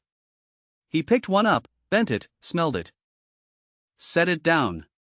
The militiaman continued across the room. He reached the stove and began pressing along its base, and on the 4th press, the loose stone moved. He pulled the stone free and reached inside. The 4 strips of dried meat came out wrapped in cloth. He unwrapped them and held them up. The room went very quiet. Chiolsu stood. He walked to the stove and looked at the strips in the militiaman's hand. He looked at them for a long time. Then he looked at him. "Where did this come from?" he said. "The marsh," he said. "I found a dead animal. 2 weeks ago. Before the hard freeze. I dried what I could." "Found," Chiolsu said. "Found," he confirmed. "I didn't say it was much. I said I found dead animals in the marsh sometimes. Animals die in the cold. You find them, you use them. A found animal was not hunted game. A found animal was not a violation of any specific prohibition. It was simply a man with sharp eyes and low standards who had taken something already dead." Chiolsu's expression was the expression of a man who was not certain this was true and was also not certain it was false, and who understood that certainty was what the ledger required before the ledger's consequence could be activated. "You've been caching food," Chiolsu said. "I've been saving what I find so there's something for the children tomorrow as well as today," he said. "That's all I've been doing." Chiolsu looked at the strips. Looked at him. Looked at the children on the stove, who were watching with the faces they had practiced, blank, tired, giving nothing. He looked at Pavlo, who was awake today, sitting up, his eyes more focused than they had been a week ago. Chiolsu looked at the improvement in the boy's condition for 2 full seconds. He wrote something in the ledger. The food is subject to collective assessment, he said. What you find in the zone is community property under the current allocation framework. I understand, he said. Take what you need to take. This was the sentence he had been holding since Mireille had given him the advance warning. It was the most important sentence in the entire exchange, and he delivered it without hesitation, without resentment, and without moving from the table. Because if he said take what you need to take, the calculus became, what does Chiolsu take? And what Chiolsu could take was 4 strips of dried meat from the stove cache. What Chiolsu could not take was the woodshed wall hollow or the fence post burial or the 2 days of birch bark or the ongoing snare system or Beck Jiamsun's elm knowledge or Lin Jaewon's river routes or any of the 10 other things that constituted the actual system. What Chiolsu could take was the decoy. Chiolsu looked at him for a long moment. Then he took 2 of the 4 strips. Left 2. Wrote something in the ledger. Collective contribution, he said. Recorded and credited. He put the strips in his coat pocket with the practiced ease of a man doing administrative work. Then he looked around the room one final time. At the pot. The chest. The floor cache with its birch bark and root material. At the children. At the 2 strips of dried meat still sitting on the stovetop where the militiaman had left them. He closed the ledger. Labor assessment, he said. Tomorrow. East Road, morning. Don't be late. He left. The inspector followed. The militiaman replaced the stovestone, put the floorboard back, and went out last, pulling the door closed behind him. The room held silence for a full minute. Then Sua, from the stove, said quietly, he didn't find the woodshed. No, he said. He didn't find the fence post. No. She was quiet for a moment. He took the ones you left for him, she said. Not a question. He looked at her, this 8-year-old girl who had been tracking snare lines and learning water routes and practicing her face for 3 weeks. Yes, he said. She absorbed this. Then, will he come back? Yes. But not right away. He found something. When someone finds something, they feel like they've found the thing. It takes time before they start wondering if they found everything. He stood from the table and went to the stove. Picked up the 2 remaining strips and put them in his coat pocket. He would move them to the woodshed cache before dark. He looked at Hyunja. She said nothing. She had nothing to say. She had watched the inspection happen and had watched the inspection resolve into the outcome he had designed for it, and what she was processing was not the outcome but the fact that the outcome had been designed. Not luck. Not fortune. Design. The labor assessment tomorrow, she said finally. I'll go, he said. Road work. It's supervised, which means Chiolsu will see me there and put me in the working column of the ledger. A man in the working column of the ledger is a man who is accounted for. Accounted for men are less interesting than unaccounted ones. You'll lose a full day, she said. You won't be able to check the snares. Jaewon will check the gully snares, he said. I spoke to him yesterday. He knows which ones are mine and which are his. He checks mine, I check his. We don't speak about it to anyone else. She looked at him. You set that up before the inspection, she said. 3 days ago, he confirmed. Another silence, different from the one after Chiolsu left. Longer. The silence of someone revising their understanding of something. The day you moved the floor cache, she said. You knew he was coming. I assessed it was likely, he said. 5 days was what he said. He came on the 5th day. Chiolsu is a man who means what he schedules. And the strips in the stove cache, she said slowly. You put them there for him to find. I put them where a determined search would find them, he said. Which is not the same as hiding them there.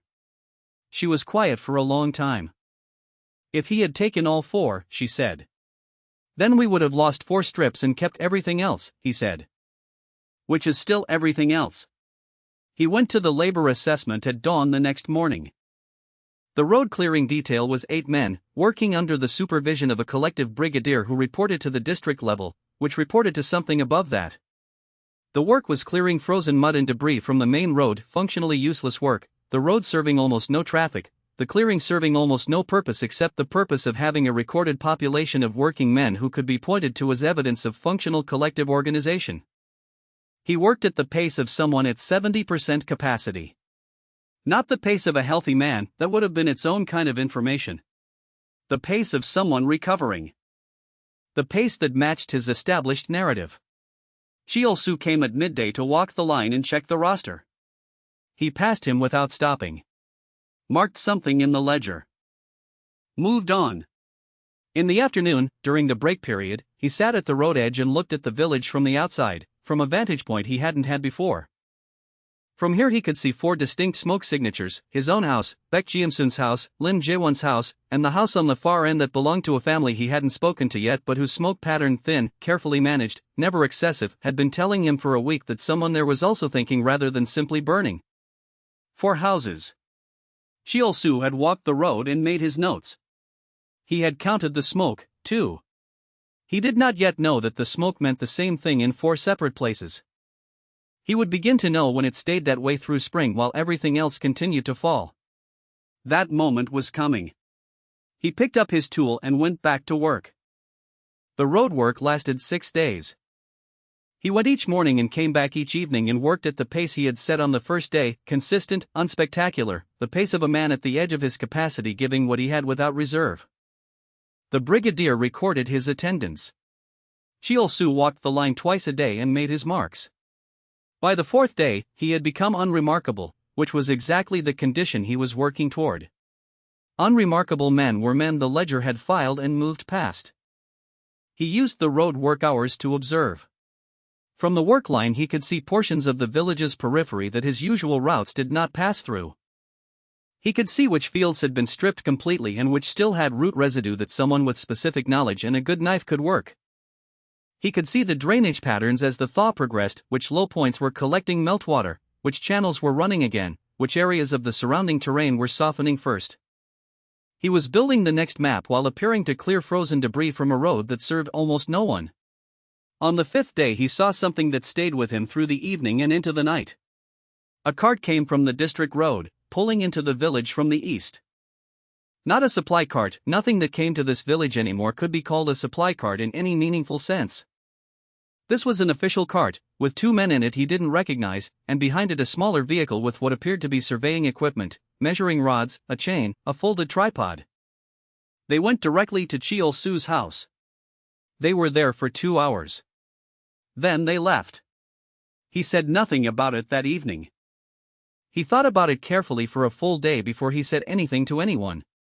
What he concluded was this: surveyors did not come to dying villages to assess the dying. They came to assess what would remain after the dying was complete.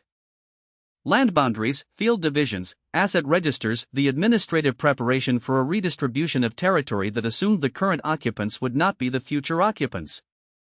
Someone above Cheol-soo's level had decided that this village was in its final functional phase and had sent people to prepare the paperwork for what came after. That paperwork required a timeline. Which meant someone had made a projection about when the current population would reach a level at which administrative reassignment became practical. He had perhaps 1 season, spring into early summer, before that projection became active policy. 1 season was enough if he used it correctly. It was not enough if he used it the way the past 6 weeks had been used, house by house, strip by strip, careful and minimal and invisible. That pace had kept 8 people alive through a freeze. It would not build something that could survive a systematic administrative action directed at the whole village simultaneously. He needed to think at a different scale. He told Hyunja first, the morning after the road work ended. She listened without interrupting. When he finished, she was quiet for a moment. "How certain are you?" she said. "Not certain," he said. "Probable. The surveying equipment is specific. It has specific uses. And if you're right? Then we have a season to build something that can't be administratively removed," he said. Which means it can't be in one place, and it can't be associated with one family, and it can't be something that shows up in a ledger. She was quiet again. You're talking about something larger than us, she said. I'm talking about the network we've already started, he said. Made deeper. Made more capable. Not visible from the outside, but functional enough that when the administrative action comes, there's something underneath it that continues. He spent the first week after the road work on terrain.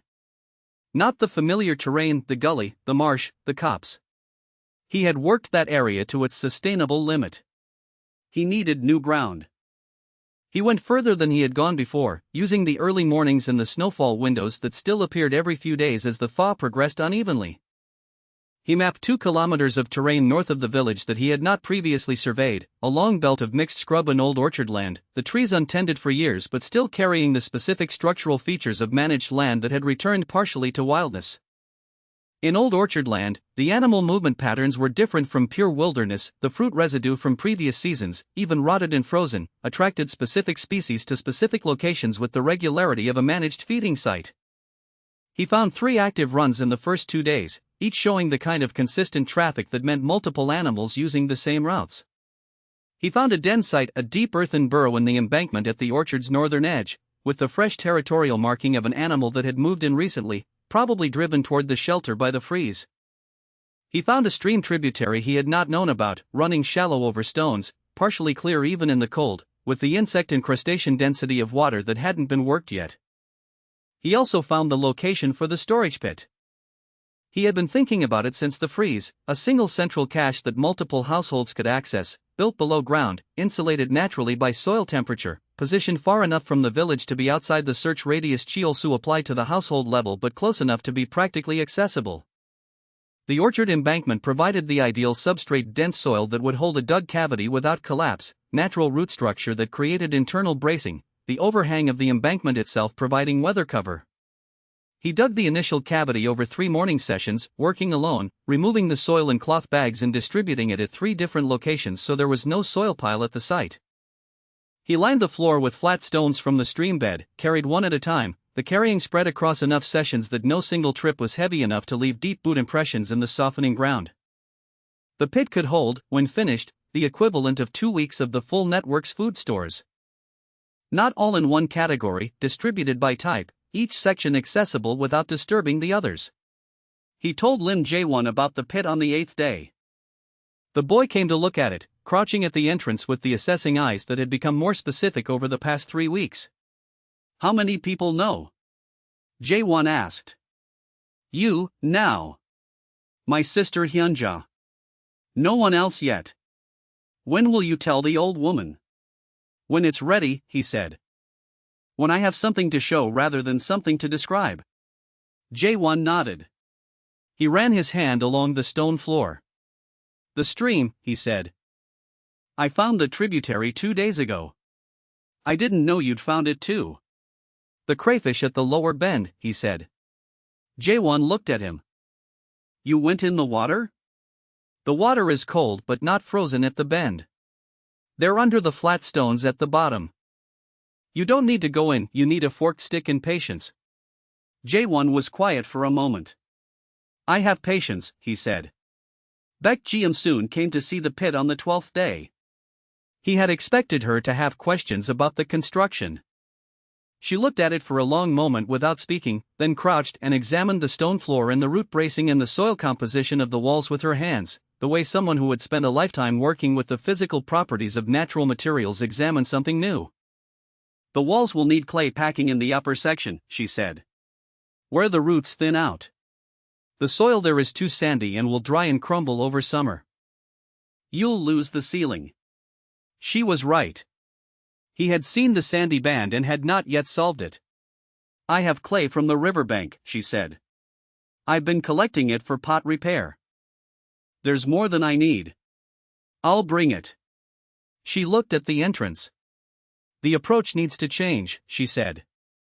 You've been coming from the north, which puts your line of travel visible from the high ground at the field edge when the sun is low in the morning. Come from the east, through the dry ditch. The ditch is below sightline from the field. He looked at the field edge. At the ditch. She was correct. You've been watching the approach angles, he said. I've been watching everything, she said. I'm old and I don't move fast. Watching is what I have. He considered something and then said it. The fourth house, he said. The family at the far end. Their smoke pattern suggests someone there is managing carefully. Do you know them? She was quiet for a moment. The widow Choi, she said. And her son. He's perhaps 14. She was a teacher before the collective years. A pause. She's intelligent. She's been surviving on intelligence because she has nothing else. But she doesn't know the terrain, she's from the city originally, she doesn't read outdoor signs. Would she listen? Baek Ji-soon considered this with the seriousness she brought to everything. She would listen if it came through me, she said. She doesn't know you. She knows me. He thought about the surveying cart. About the timeline it represented. Bring her when you think it's right, he said. Don't rush it. Rushed trust breaks. The old woman nodded once, with the authority of someone who had been building trust in difficult conditions for 40 years and needed no instruction on the subject. He sat at the pit entrance in the late afternoon, after she left, and ran the accounting at the new scale. 4 households. Combined, perhaps 15 people still functional enough to contribute. 3 terrain zones now actively mapped: the Marsh Gully, the Northern Orchard Belt, the stream tributary. 1 storage pit under construction. 1 information network operating through 3 nodes that didn't visibly connect. Cheol-soo had taken 4 strips of dried meat and written collective contribution in his ledger. Below the ledger, invisible to it, something was growing that the ledger had no column for. Not an organization. Not yet. Not anything with a name or a structure that could be pointed to. Just 4 households sharing method, sharing terrain knowledge, sharing the specific understanding that surviving the next season required thinking at the scale of the next season rather than the next day. He looked at the sky through the orchard branches. The thaw was continuing. Slowly, unevenly, the way things returned in this climate, not a clean turn from one state to another but a long negotiation between what had been frozen and what the season was pulling back toward life. He could feel something similar happening in the village. Not hope, hope was too clean a word for what he felt. More like the specific sensation of a process that had been running correctly clicking into the next phase of its operation. The machine turning over. The surveying cart had come and gone. Somewhere in a district office, someone was writing projections onto paper. He had a season. He intended to use all of it. He covered the pit entrance with the branch lattice he'd built for it, checked that it disappeared into the embankment face at normal viewing distance, and went back to the village through the dry ditch, below the sightline from the field edge, the way the old woman had shown him. She was right about the approach angle. She was right about most things. That was the point of the network. No one person knew everything. Together, they were beginning to know enough. Spring came the way it always came in this latitude, not as a relief but as a new set of problems wearing relief's clothing. The snow retreated from the field edges first, leaving exposed soil that was black and wet and smelled of everything that had been under it since autumn. The drainage channels ran full and brown. The road through the village became impassable for 2 weeks as the frost left the ground unevenly, leaving the surface soft and the subsurface still rigid, so that every step broke through a crust into cold mud that grabbed at boots and released them reluctantly. During those 2 weeks, movement was harder for everyone. Including Cheol-soo. He used those 2 weeks at full capacity. The storage pit was completed on the 4th day of the thaw, the clay packing done with Baek Ji-soon's material, applied in layers and left to dry between sessions.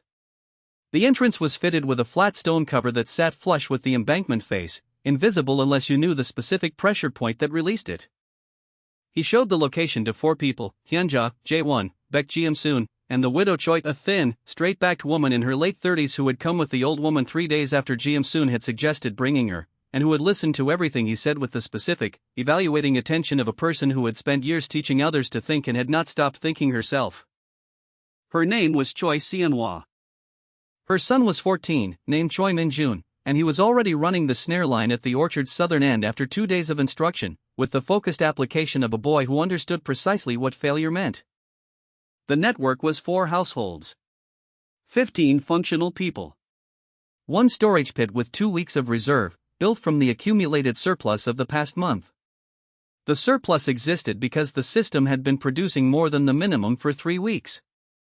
Not dramatically more, marginally more, consistently more, the kind of marginal consistent surplus that, accumulated across enough time, became a reserve that changed the nature of what was possible.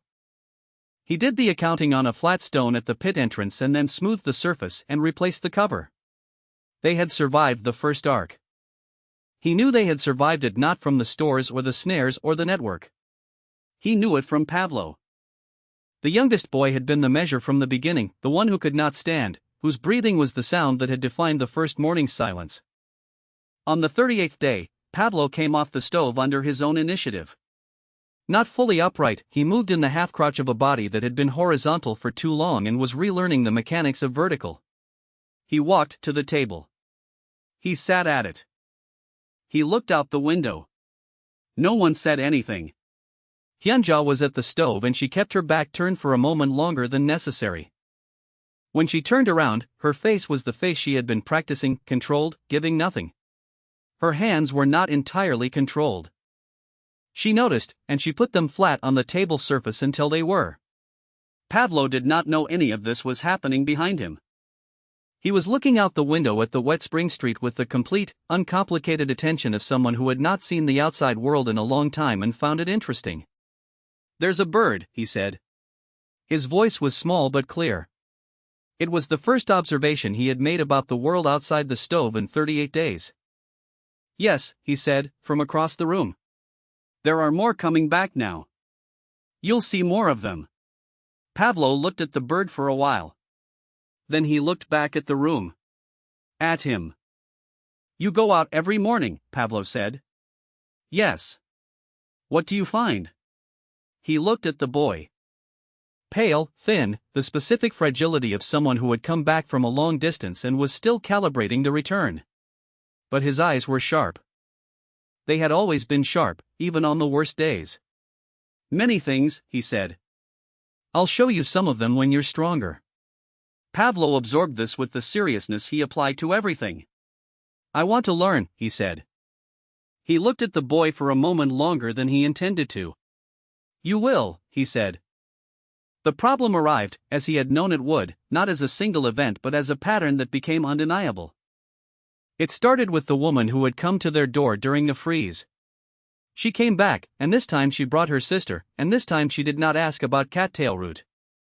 She said she had watched the children in this house and she had watched the children in 2 other houses and she had noticed that those children were different from the children in the houses that were emptying. She said it without accusation.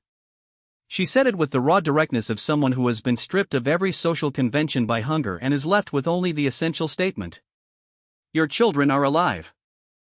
Mine are not. What do you know that I don't know?"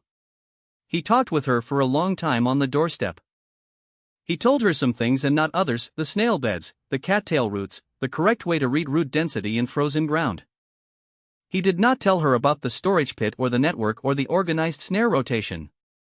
Not because he didn't trust her but because trust was not the relevant variable.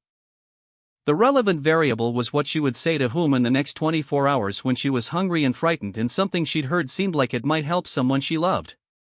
Information given to a desperate person spread at the speed of desperation. He gave her information that would help her and that, if it spread, would help others and would not map back to him as a source of systematic advantage. She left with the birch bark technique and the snail bed location and instructions on the cattail rhizome density test. She came back the next day with her sister and 2 other women from the road that had been losing houses steadily since the freeze. He taught them all the same things. She also noticed on the 3rd day.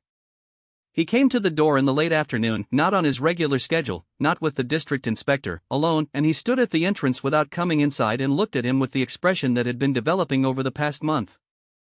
The expression had started as the faint registration of a discrepancy and had become something more specific, the expression of a man who had been watching a pattern coalesce and had finally allowed himself to name it. "There are women going to the river in the morning," she also said. "From 4 houses. They're going to the same location. People tell each other where the food is," he said. "That's what people do.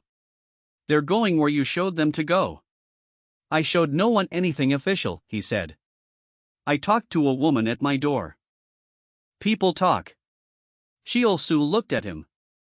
You've been talking to a number of people, he said.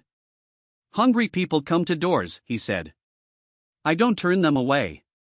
A long pause. You're building something, Sheol-su said. Not an accusation in the legal sense. A recognition.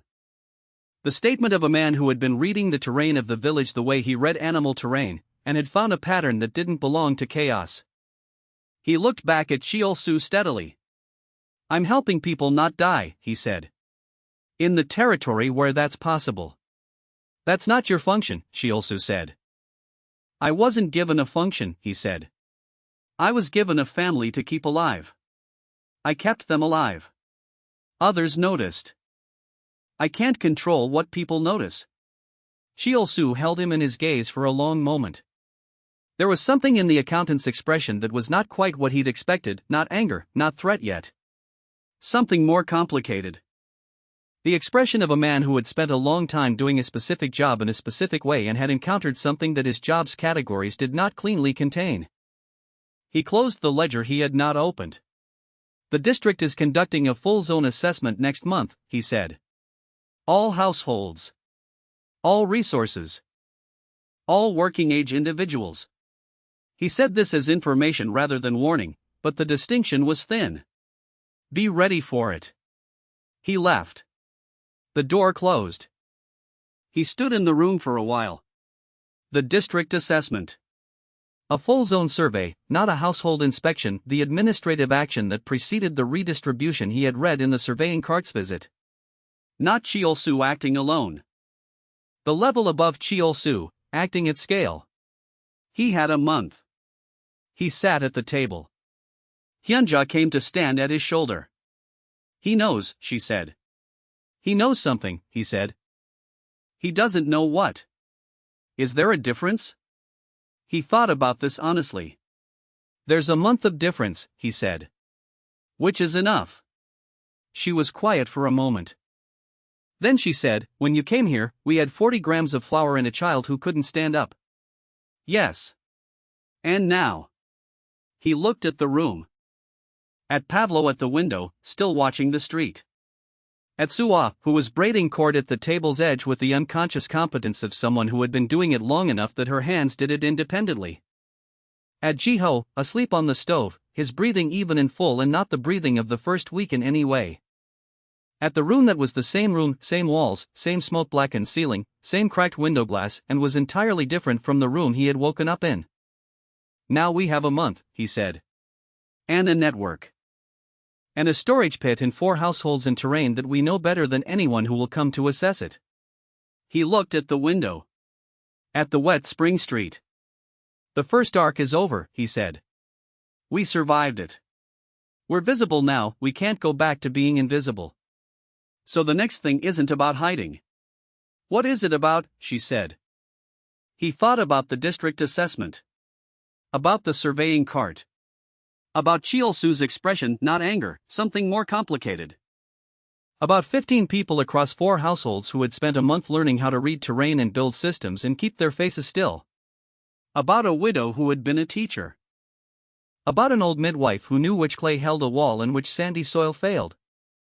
About a 17-year-old boy who had learned to set a snare in frozen ground and check it without leaving a print trail. It's about whether what we've built is deep enough to survive being seen, he said. He looked at Pavlo one more time. The boy was watching a second bird land on the fence post. His face had the expression of someone for whom a bird landing on a fence post was, at this specific moment, exactly enough. Outside, the spring mud was drying at the edges. In the orchard, the snare lines were running. In the embankment, the storage pit held 2 weeks of reserve. In 3 other houses, people were doing the same quiet, invisible work. The first arc was finished. The second one had already begun.